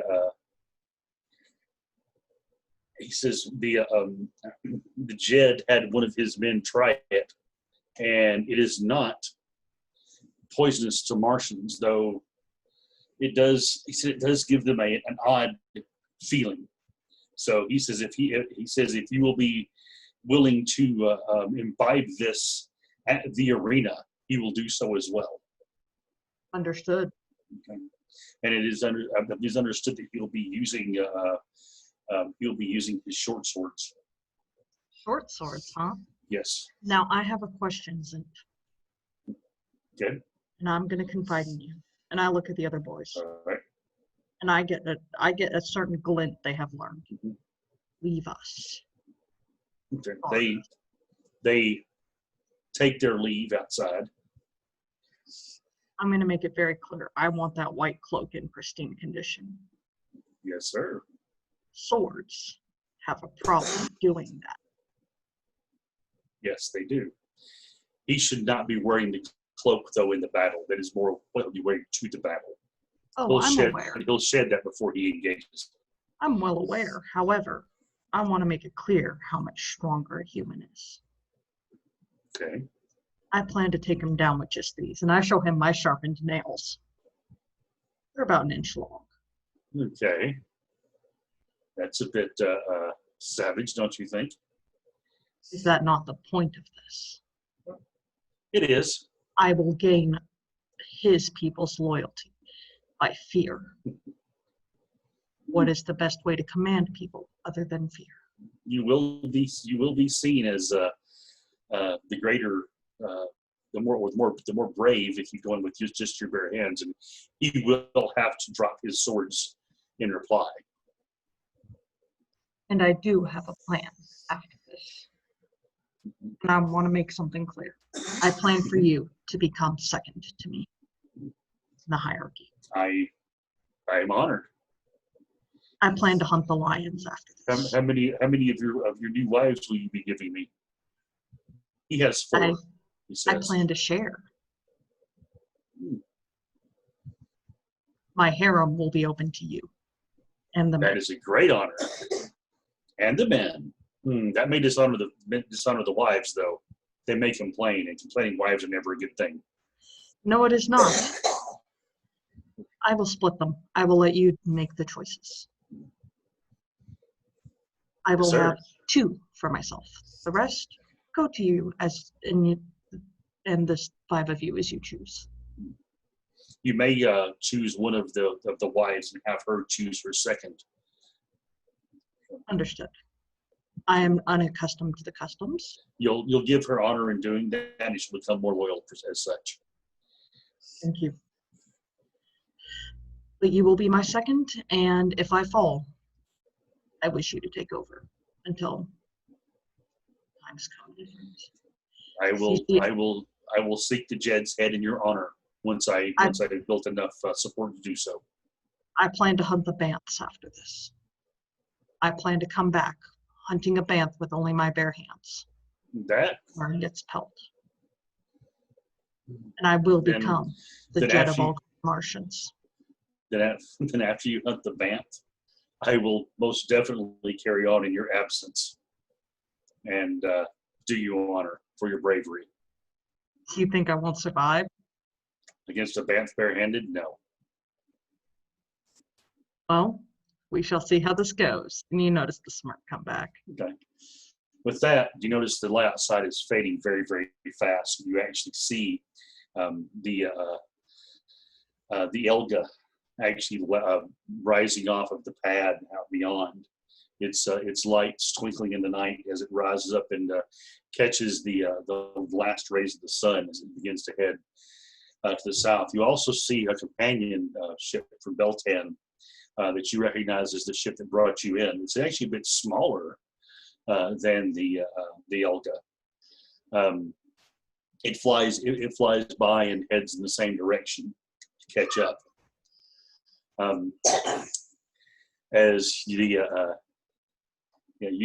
do see a figure that seems to be that is saluting you as it flies by. You can tell it's the sergeant. You can't quite see Fergal, but you're pretty sure he's probably thinking the same thing on his own ship.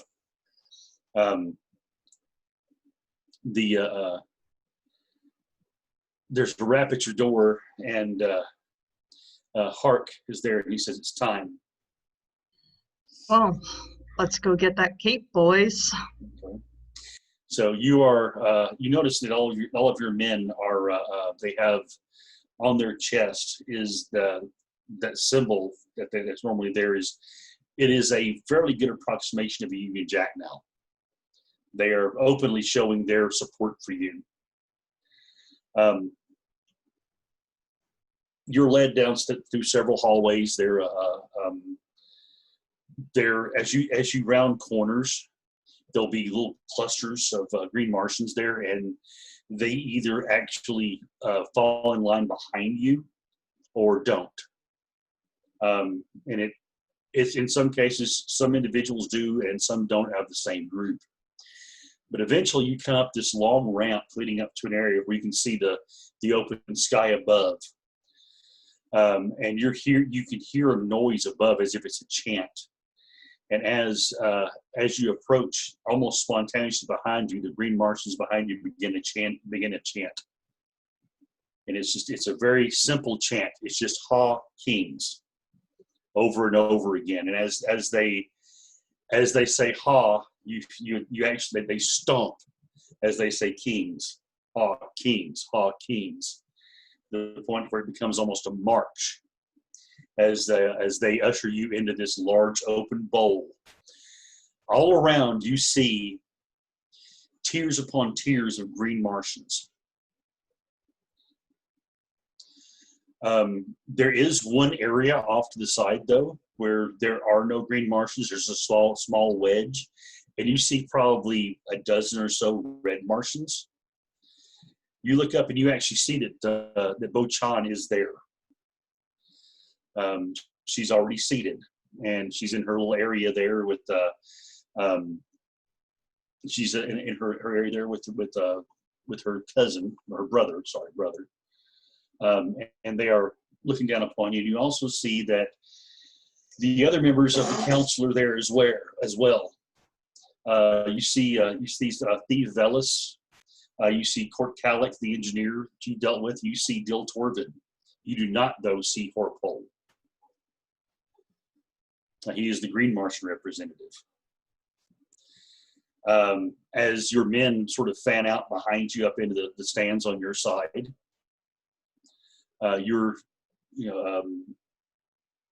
Zent leans forward and says, "You should walk to the center of the arena.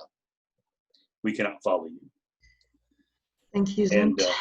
And okay, he pats you on the shoulder with one of his true hands and shows you in the back with his other one. Says, "Then get on with it." And sort of with a growl, almost more like almost like a brother sort of shoving you into the pit, if you will. And he goes over and takes his spot. As your men finally get up into their areas, they all stop as you walk to the center. On the other side is a large opening similar to what you just ran through, and you're hearing an echo from that side as well, very similar to what you just heard from yourself of Ha King. Torpole. As he comes walking out. This man you've met, you've seen in council before. He is the Jed of the Green Martians of Beltane. And his support comes out. His supporters come out and take their places on that side. It's a large number. It's hard to tell if he has more than you do. And he comes walking out in the middle of the arena himself. And as he gets up to basically about 10 paces from you, you see he has a pair of crossed short swords in his back as he looks you up and down. When his men stop chanting, he looks down and says, "Hawkins, you've challenged me officially for the Jed of these green men here. Yes." I have, and I wish you the best. How do you wish to die this night? You hear a sort of a bit of a ooh with that around the ways, and he looks up and down and says, "I see you brought no blades." I need none. Once again, you get some Who's at that? He says, then I shall not use mine either. He pulls his out and casts in both directions at as far as they'll go. And he pipes up and says, who here among the green men pledged their mettle to mine?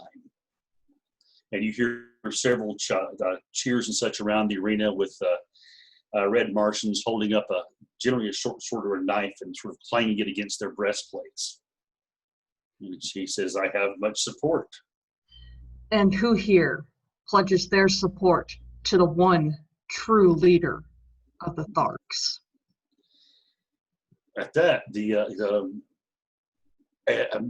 noise erupts all around the arena, same way. It seems like you have slightly more support than he does, but at least enough to be a challenge. At least half of the Green Martians here are pledging their blades to yours.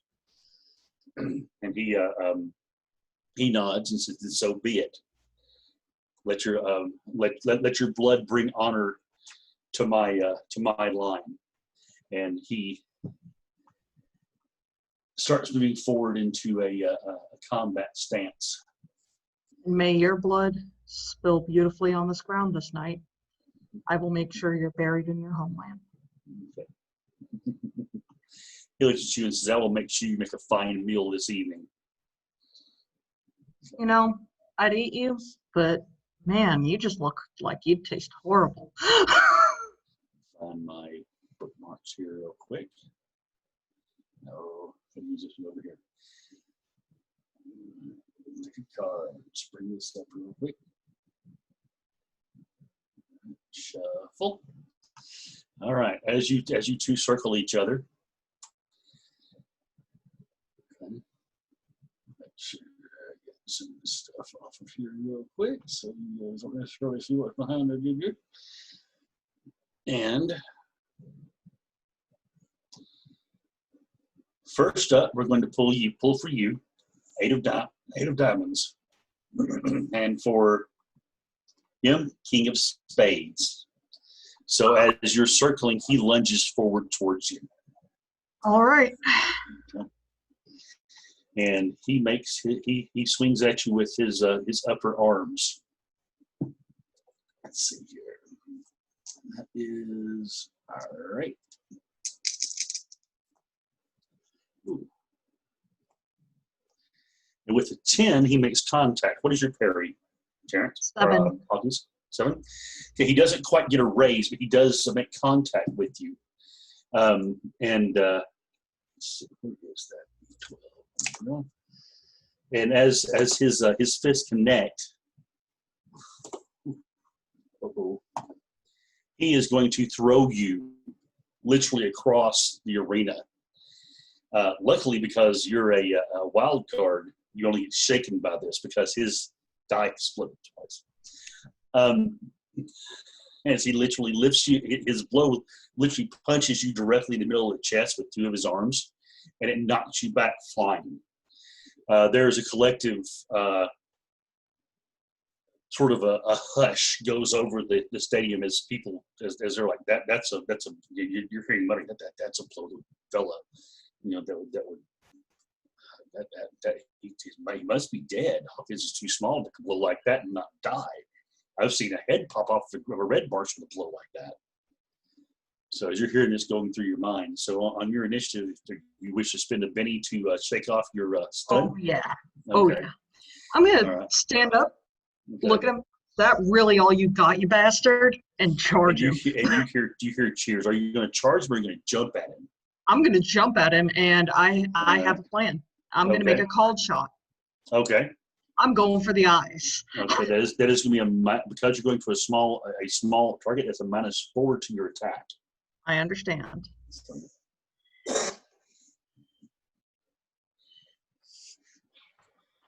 One moment.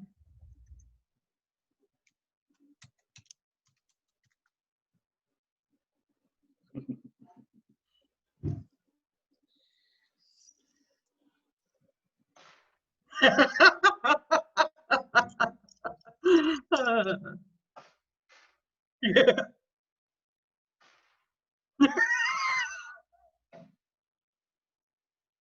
37.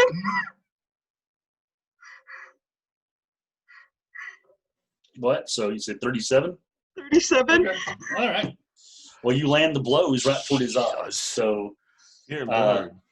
he is shaken because he's actually, in this case, a wild card too, because he's a big boy.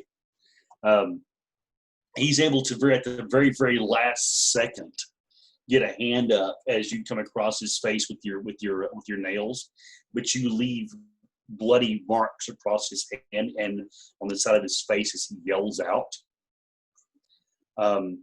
Go ahead and roll me well, no, he's going to be shaking and roll damage for the first time. So he definitely does reel back, and it's the crowd roars its appreciation of the fact that you came back so viciously after that blow that he threw against you. So for the next round, here we go. Going to do our deal here real quick. 4 Hawkings, 4 diamonds, and for your opponent, Queen of Spades. He's just getting left on the draws.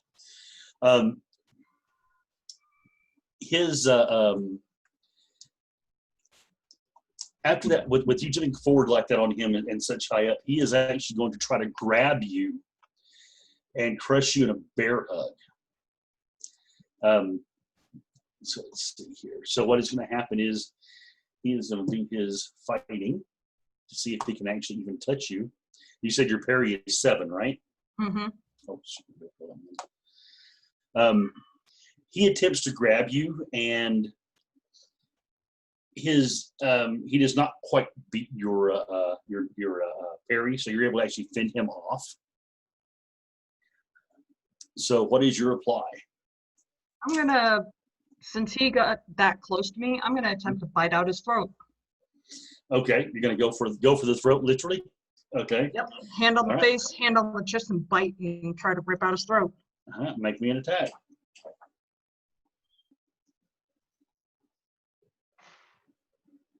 Benny, not taking double ones. Okay. Now, on a Lot situation when you Benny a double ones, Mm-hmm. you cannot re-roll that, but you can just negate the botch. Okay. So basically, you would have gone for him and missed. That's what that would be. Okay. So yeah, if had it been actual double ones, you probably would have actually went for his throat and wound up like shoving your deck into his hand accidentally or something like that. So All right. It was double ones. okay, so you attempt to do so, and through whatever twist of fate, I get his tusk. He tucks his tusk down in time. Okay, so you actually bound to his tusk. Okay, that works great. All right, and that's one of the things you learn very quickly is that the green men also know how to fight with their tusks. So, all right, and the next round, he is going to respond. Well, you get, Ace of Spades. You're going first, possibly. 9 of Spades. He did not get a Joker. That is the only way he could have beat you at that point. I'll show you. These are the draws here real quick there. All right, so you go first with the Ace of Spades. What is your reply to, or your action after you bite onto his tusk as he lowers his tusk down a bit? Is to drop my head a little bit more and go for that throat again, because I know my anatomy well enough to know exactly where his windpipe is, and I'm attempting to rip the windpipe out. That'll take him down faster than anything else. All right.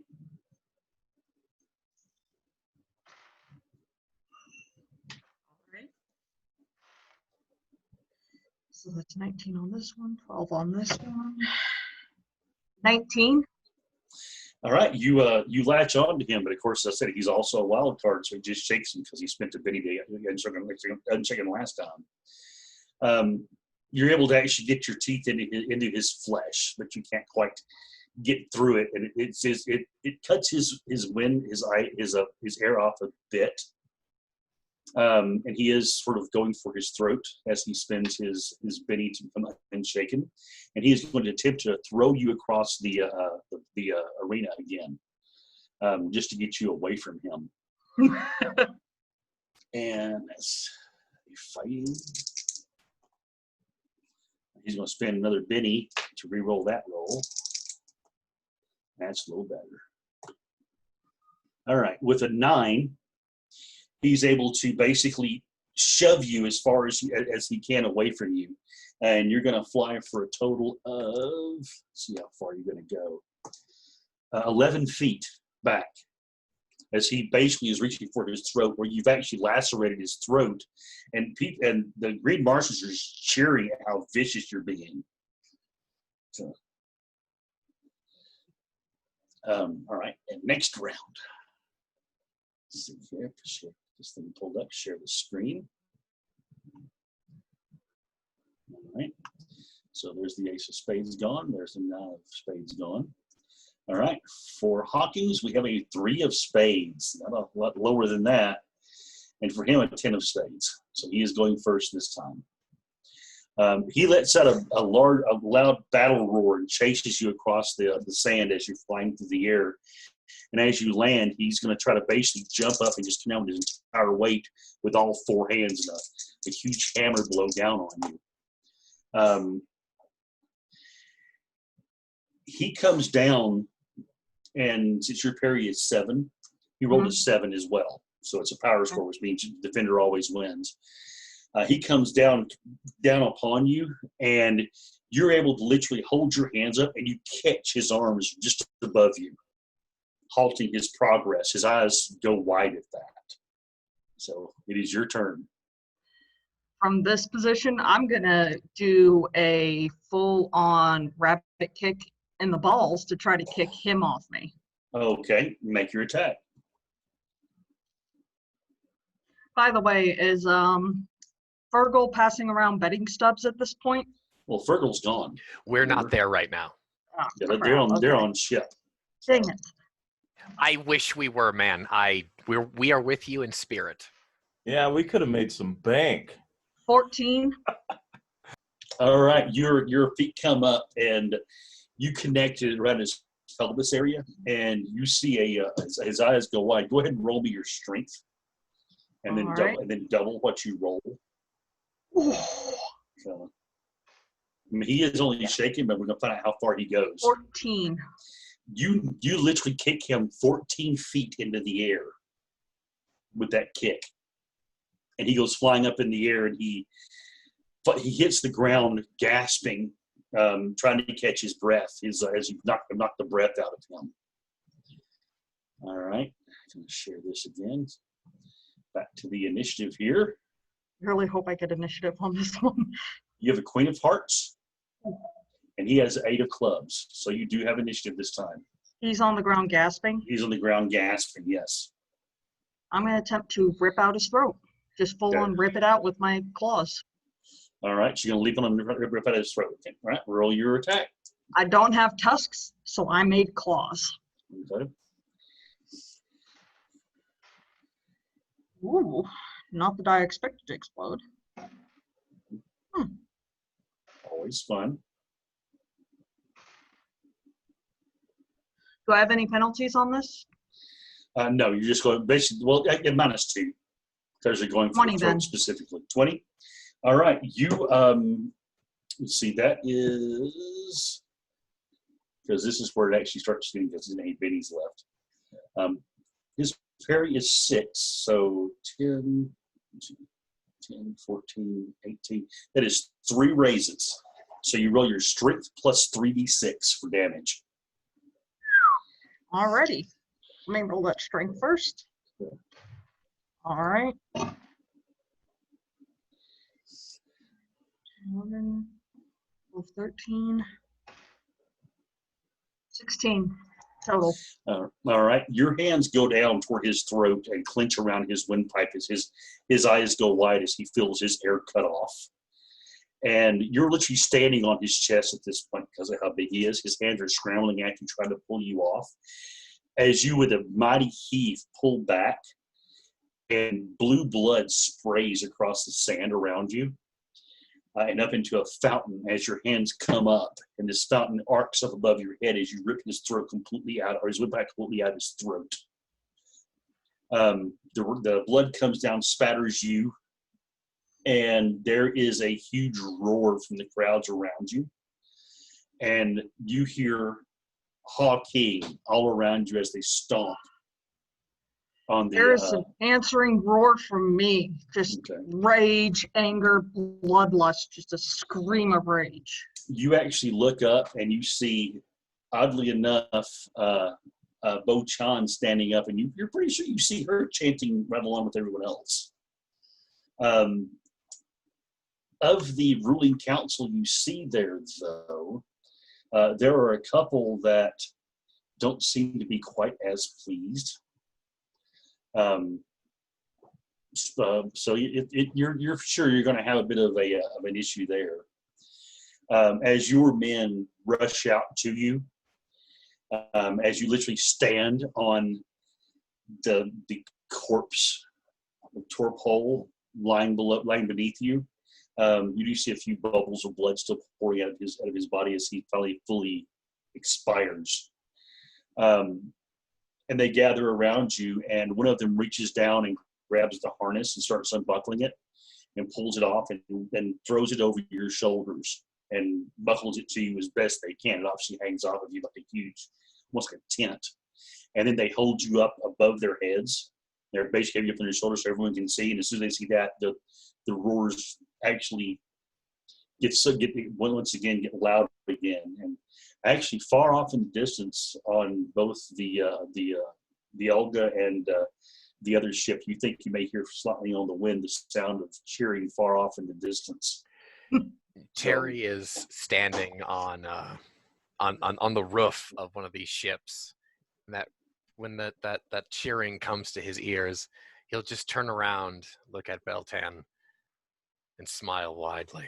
There's a lad.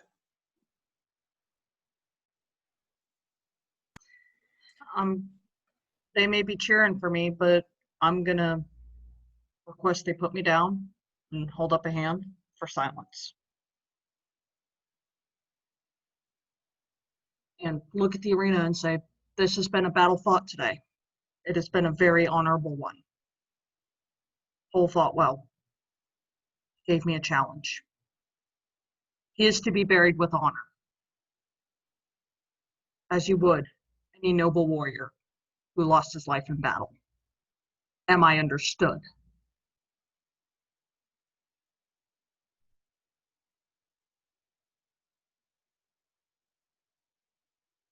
You're talking to mute, Keith. Sorry. Zint Basar, his bellow from behind you, yells out to everyone around you as there's been murmurs here and there about, we're not eating him. And he yells out, understood, Jed. And your men echo him, understood, Jed. And the murmuring stops, and you see that there's assent. And as those men gather around him, pick up the body, and they hold him up basically on their shoulders, and they carry him off the field of battle with honor. We do not eat the flesh of our own noble warriors. However, we're going to war with Zidanga. We eat flesh. As soon as you say that, there is a roar of approval. No longer do we hide. No longer are we cowards, hiding our heads in the sand like some red Martians. We are Tharks. We are proud. We will fight. Okay. And you're there. They starts out with "We will fight. We will fight." It goes to Hawkins, and you do see a very concerned look on Bo Chan's face as you say that. And she basically turns and takes her red Martians and leaves that. Here's the thing. I never told Bo Chan I was loyal to her. I'm only True, loyal to you never mine. did. That's very true. I'm gonna nudge Zint and say, "Give me my cape." Okay. He goes up and he points up at a spot where you see there's four dark women that are sort of they're looking at you with admiration. And there was a spot there for that they had a bundle of stuff, and he points at that and he motions, and one of them takes it and tosses it down to him, and it's a large bundle of things wrapped in a white fur cloak. He goes over, picks it up, unwraps it, and drapes it across your shoulders. It swallows you, just so you know. It's a freaking rug from hell. Don't care, it's mine. Yeah. I earned it. Inside, they also bring you the two short swords that he was carrying on his back. Inside there is a Martian rifle of the standard style, and of course the ammunition that goes along with it. There is a bridle which is commonly carried, which says that you have a mount that was his. That bridle goes on the mount when you mount it. And the women come down and say, my Jed, we'll take you and clean you up for the celebration later tonight. Which one of you was queen? Okay. The one that looks a slight bit older than the rest is I was first wife. You will stay first wife. She nods and says, you honor me. With your permission, I would like you to choose the second wife. Mm-hmm. The other two are to go to my second. The harem is to be split amongst my personal men. The other 4. She looks at the other 3 women, and she reaches out and grabs one who's the youngest, and pulls her to her side. She'll be my second. This is Ziba. Understood. I am Talia. Pleasure to meet you. However, we are going to war. I will see you when I return. Take care of yourselves. Treat yourselves nicely. She leans forward and sort of grins at you and says, did you not know? Know what? In our tribe, the women ride with the men. Oh, and you see me smile massively. And they all grin and says, we will taste his dog and flesh soon. We have, and my queen, would you like to commandeer a battleship with me? She looks and says, green Martians don't fly, we ride. I understand. Would you still like to commandeer it? Of course, but we have heard rumors that the other Earthmen were being taken to the River Is. We know where the Zidongans launched their boats. We know where that is. We can get you there faster than an airship even. We know the secret ways, the ways the Red Martians do not.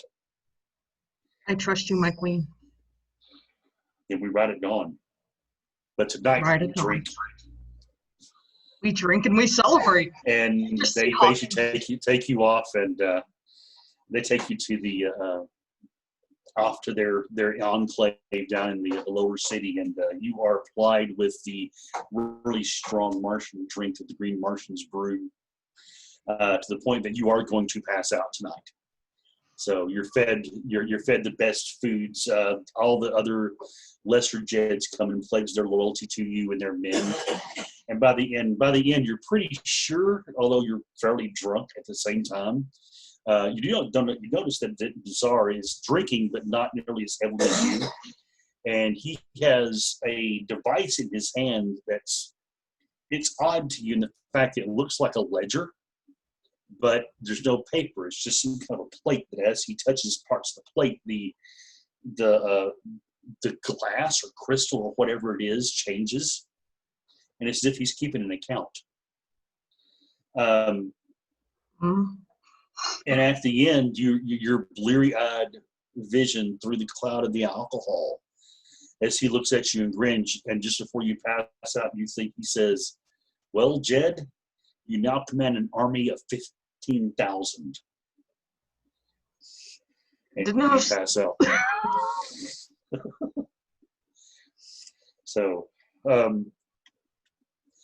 So real quick, to the other fellas real quick. You two are on separate airships, and fairly quickly the heliumite ship comes up next to the Elga and signals over. They're using a version of semaphore. The request is that they take the lead, and they'll lead you through a pass that will cut off half a day of your travel. But it's going to be difficult. You're told that basically you're said that this is your ship airworthy enough to deal with strong winds. So you're muted. They're asking if the ship's Yeah. worthy enough. Okay. Yeah. So I look to my second. Mm-hmm. He nods. He says, we will make sure we stow all the spare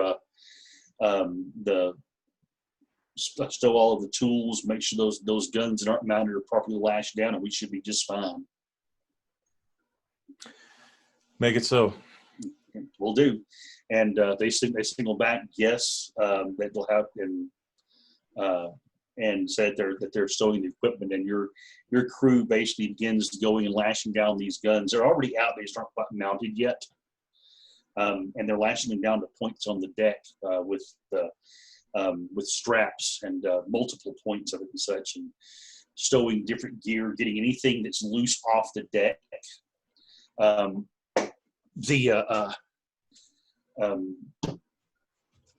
Sita comes out and hands you a rig similar to the one that you used to descend from one ship to the other. The fact that it attaches to your harness, but it has about a 10-foot rope or a coil that leads out to basically a hook. And she says, make sure before we enter this weather that you latch this to something. This will keep everyone from falling off. Everyone, this is a safety line. Good call. Okay. She points out the points where the different rails and such, and and tells you that she points out the points of where you can latch around, the fact that it's all the way in different places and such on the deck. She also tells you that on the port side of the ship, which is the right side, I believe, much of that railing is missing. So don't go over there unless you are ready to potentially fall off. So makes sense. Sita saying this? Yes. Okay. I would like to ask Moss Bale if he is. I would imagine he's with us because he's an officer now on the ship. Yes, he is. Maybe a lower officer, like a sergeant or something, but yeah, he is on the ship though. But yeah, I'd like to ask him if he's familiar with this shortcut. I'm sorry. This broke up a little bit for me. There's this what? This shortcut. Oh, yeah, he's heard of it. He's not been that way himself, but he has heard of it. It's a very dangerous pass that cuts through an area where there is there's a promontory of rock that sticks out into the Great Canyon, and it causes turbulence in the Great Wind there. There is supposed to be a way of using those winds to launch oneself across the Great Wind, to get across it before the fins of your ship are torn asunder and you crash to your death below. But lovely. It is a dangerous way. But I have heard that those desperate enough have made it across. Not many, though. More perish than make it. Well, call us dangerous because we live in dangerous times. We're going through it. Which of these two marauders am I on? You're actually over with the Belt's knees. You're on Gress Vaughn's ship. All right. So, he's taking the lead because he knows the way, and he tells you that you're basically being given the same kind of rig that I was just describing to Fergal there. Yeah. And I assumed he would. That's going. He's once again instructing you about where to latch onto and stuff like that. He said, "This will be a bit of a rough ride. I've done it a few times. My ships have made it Twice?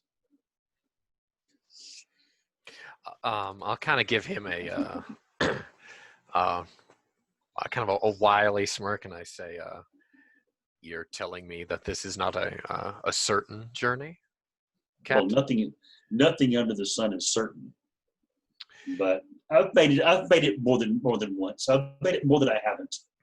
So then you hear him just sort smile of at him. almost under his voice say, "But never at night." We'll be fine. All right. As you two sail along, of course, it's the lights of the moon's rise. Deimos and Phobos lighting this this landscape around you. At the moment, you're skirting a great wall that is to your left as you head generally south by southwest. You actually have dropped below the level of the plane above, and then below you, this wall just seems to plunge into what feels like infinity. It's at least 2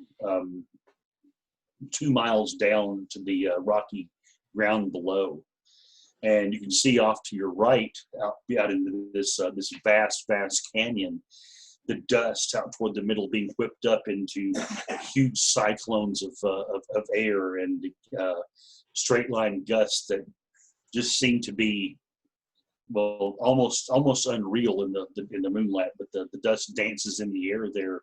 In some cases, even sparkles as if there's elements of possibly crystal and such in some of that dust.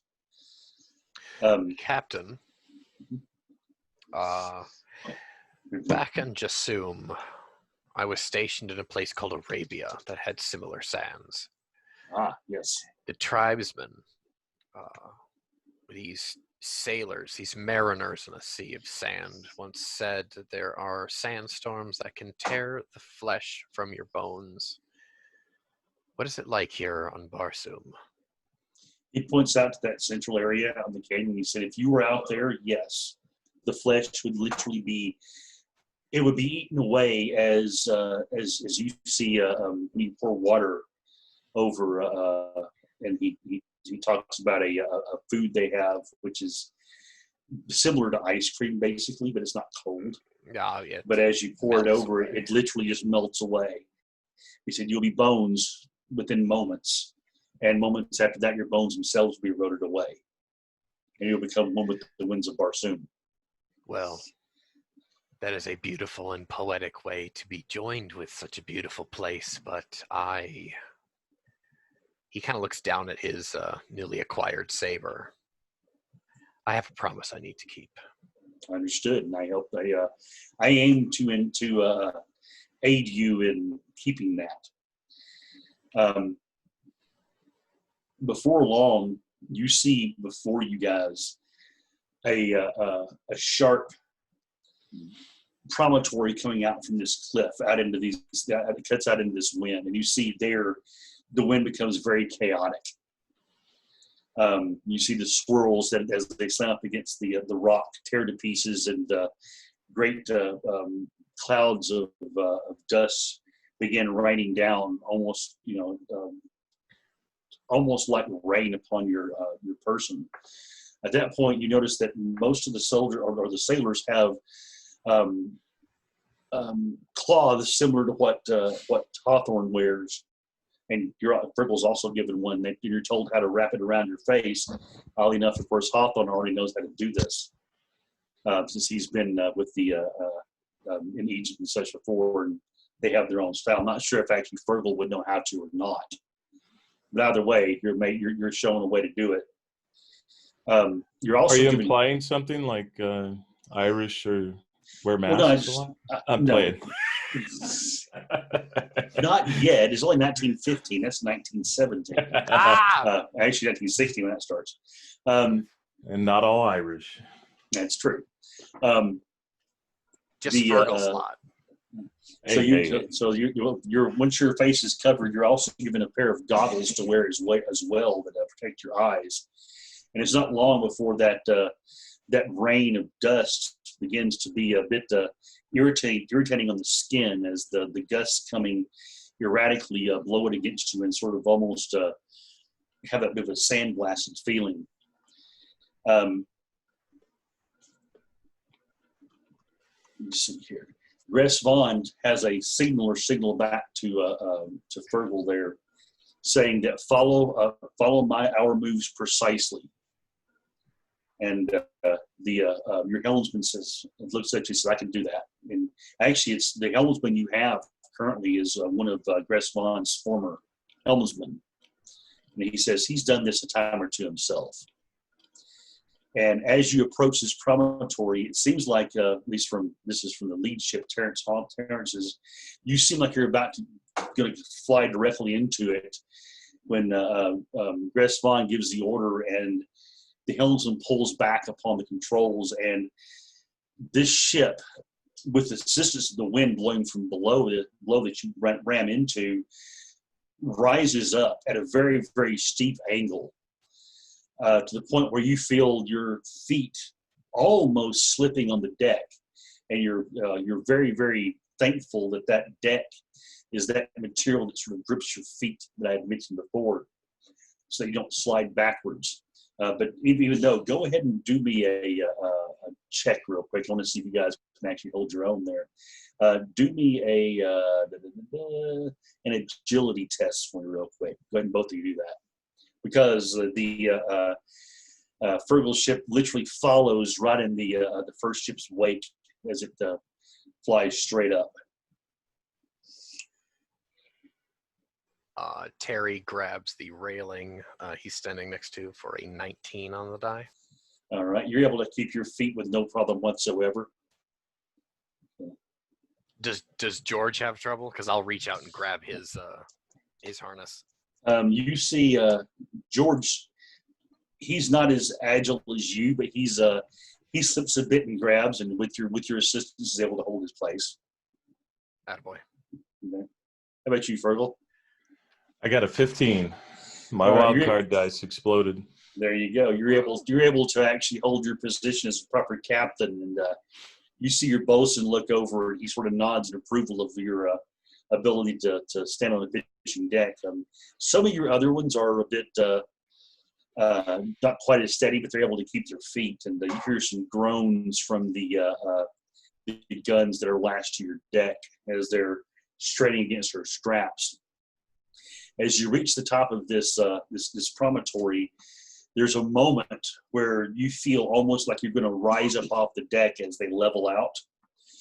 And you realize that this promontory is very, very narrow. It's maybe 25 feet across. And as you pass over it, the ship itself actually describes an arc, and the nose goes down. And suddenly you feel like as if you're falling straight down into this hellscape of swirling dust. The wind itself roars in your ears. You can't. It's very difficult to see the person next to you, much less anything in front of you. The running lights on the ships illuminate more dust than anything else. Go ahead and make me spirit rolls real quick, guys, because this is a bit terrifying.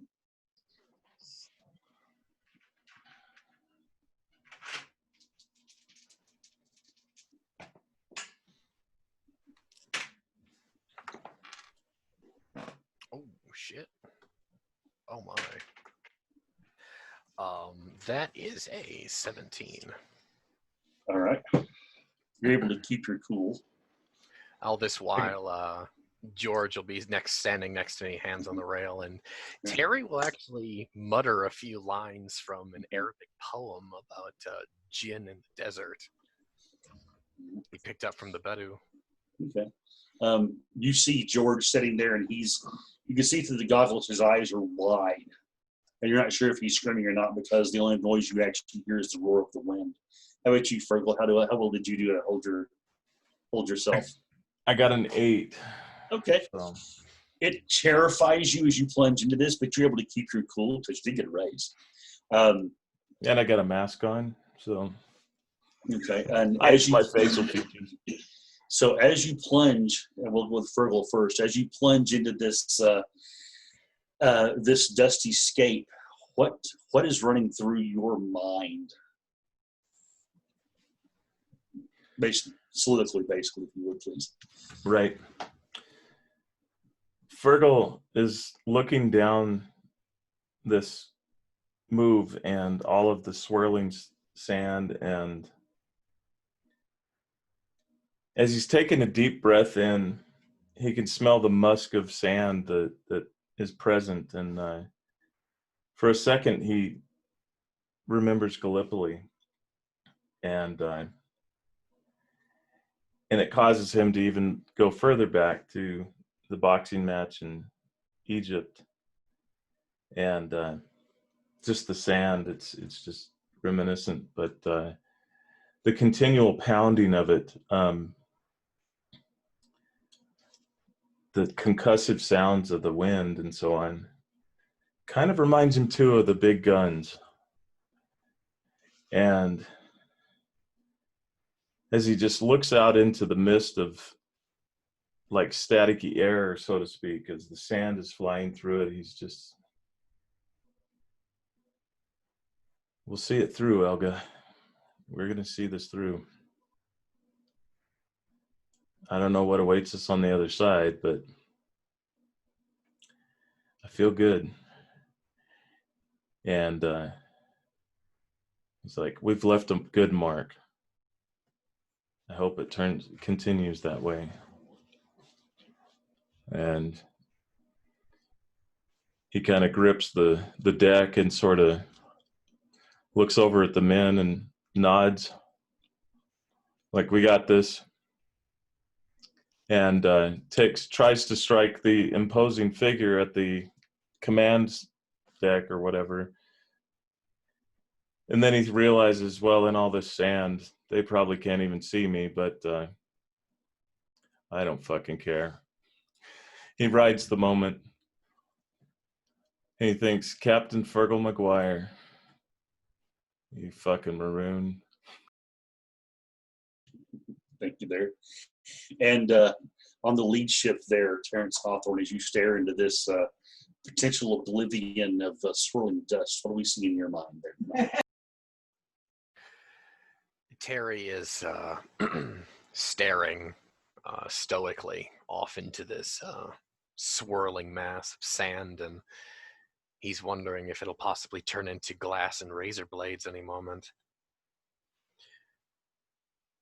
He is lost in thought with those last few moments with Bochan, and he thinks, my princess, I shall be back soon.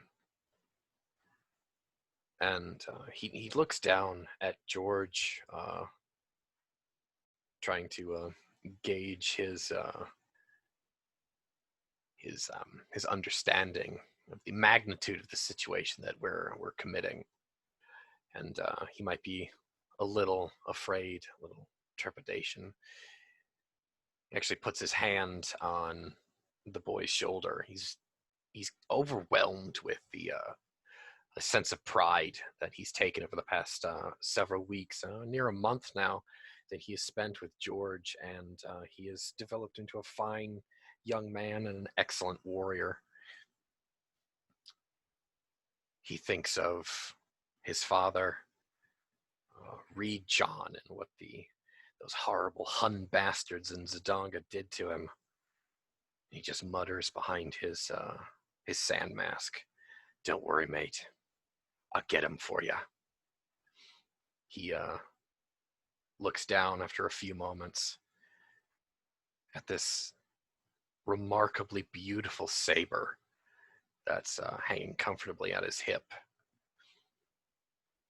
And he thinks, Jedek Kree-chan, I hope I am worthy of such a blade. I wonder how many fit on this thing. I'll keep the fight going for you, mate. I got this. I'll make sure my lads come out in one piece. He just stares almost defiantly out into this sandstorm, like just daring anything to come out of the darkness.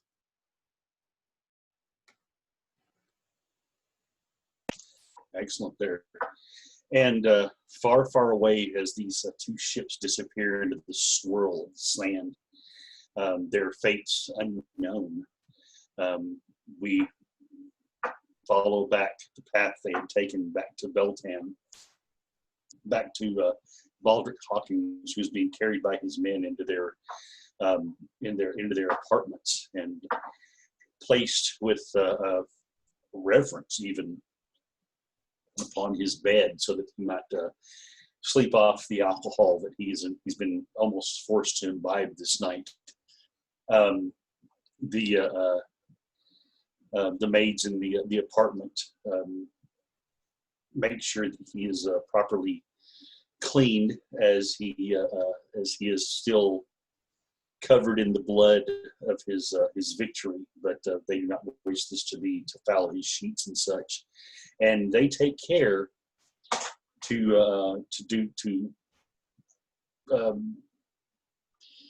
respect his modesty as much as they possibly can, while at the same time making sure that he is not a filthy thing laying in these clean sheets. And once they leave him, we find ourselves drifting toward his head, into his mind. And what does he dream about at this moment?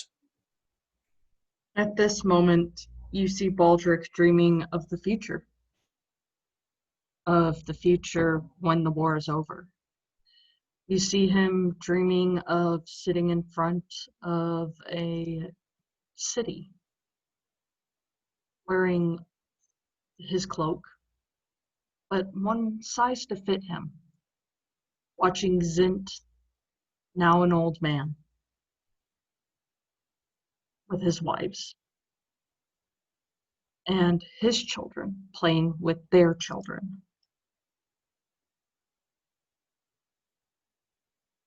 You watch him holding the hand of a new wife, but missing the older one, as her picture sits next to him. There are no children of his own, but he looks fondly upon those of his bodyguard. And you see him dreaming of happiness for the future, looking towards what looks to be Beltan. And as the dream shifts a bit to Terry and Fergal, all sitting around a table, drinking, happy. The war's over. Everybody's lived. Fergal and Terry both are married. Both have a bunch of kids running around. Hawkins, once again, with Zint, his wife, and you realize they're younger now, but little children running around that belong to those two, while he sits back and has a drink, being the leader he was meant to be. No children of his own, but leading the people, the Tharks. Thank you there. And with that, the camera pans back and pulls up from Beltan. It crosses north across the great divide of the Valles Marineris, one of the largest canyons in the solar system. We see down below the flickering faint lights of two airships weaving their way through the air currents, being buffeted back and forth. As we pass even further on to the north, across the plains, we come across ruins of ancient cities, across the empty beds of forgotten canals. And farther to the north, we come and we see a trail in the dust of many animals walking.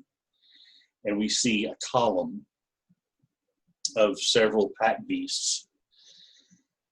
And we see three large wagons, effectively, that are cages. Inside sit men wearing the uniform of the English infantry. The uniforms, in some cases, are worn. They've obviously been worn for quite some time. But the men's eyes are looking forward, looking bright, looking like true Englishmen with their stiff backs. And we hear them singing a song. We hear them singing "God Save the Queen," or sorry, "God Save the King." Apologies. As if holding that as a way to retain their sanity, as the beasts are being ridden around them by red Martians. A few individual scout airships zip by, going to the forward. We go further past that to the north, across miles and miles and miles of open plains until we come to an oddly green stretch. Not the cultivated green that you would see around the canals outside of the cities like Beltan or Zidanga or Helium. This is more of a wildscape. There are no trees, for trees don't grow on Mars unless they are tended. But there are bushes, grasses. We see the occasional flit of an animal passing between either chasing prey or being preyed upon. When we come to the edge of a great river, it's wide and its waters flow swiftly, but not with any kind of rapids. It's a very glassy sheen of the water. The riverbed flows north through canyons, across broad plains, and eventually comes to a large cave that it plunges into. And through that cave, we come to a idyllic garden with trees in a great valley. And we see great lumbering beasts with long trunks gathering up things from the ground, possibly grazing. We see great white apes in small packs flittering among the trees. And we see one small boat, the size of a decent rowboat with 3 figures on it, flow into view of these things. These beasts swarm the boat like rabid dogs, pulling the figures out. The trunks latch onto one young man, and you visibly see his body shrink and cave in on itself as the fluids in his body are drawn out, and his eyes get big as his face is stuck in a perpetual scream. And once that beast, this large plant man, is done with him, he casts him off the side to be fought over by the white apes. The others are fed as much the same. And with that, we pull back above, higher and higher, looking down upon Mars. The moon Phobos passes before our eyes. And as we draw back, we all wonder what will happen to our intrepid adventurers as they ply the winds of the Great Canyon. What will Hawkins do the next morning? Will he have a hangover? Most likely. But how will he fare, and how will he make his way with his great Green Man army? And what other forces might hitch themselves to his wagon to go follow Sergeant Terrence Hawthorne and Captain Fergal McGuire to rescue the Englishmen that are in the clutches of the Dongans before their fate is to be the same as those poor souls in that boat we saw earlier. Well, next week we may find out. Until then, have a good evening there, have a great week, and everyone have a good night. Bye-bye.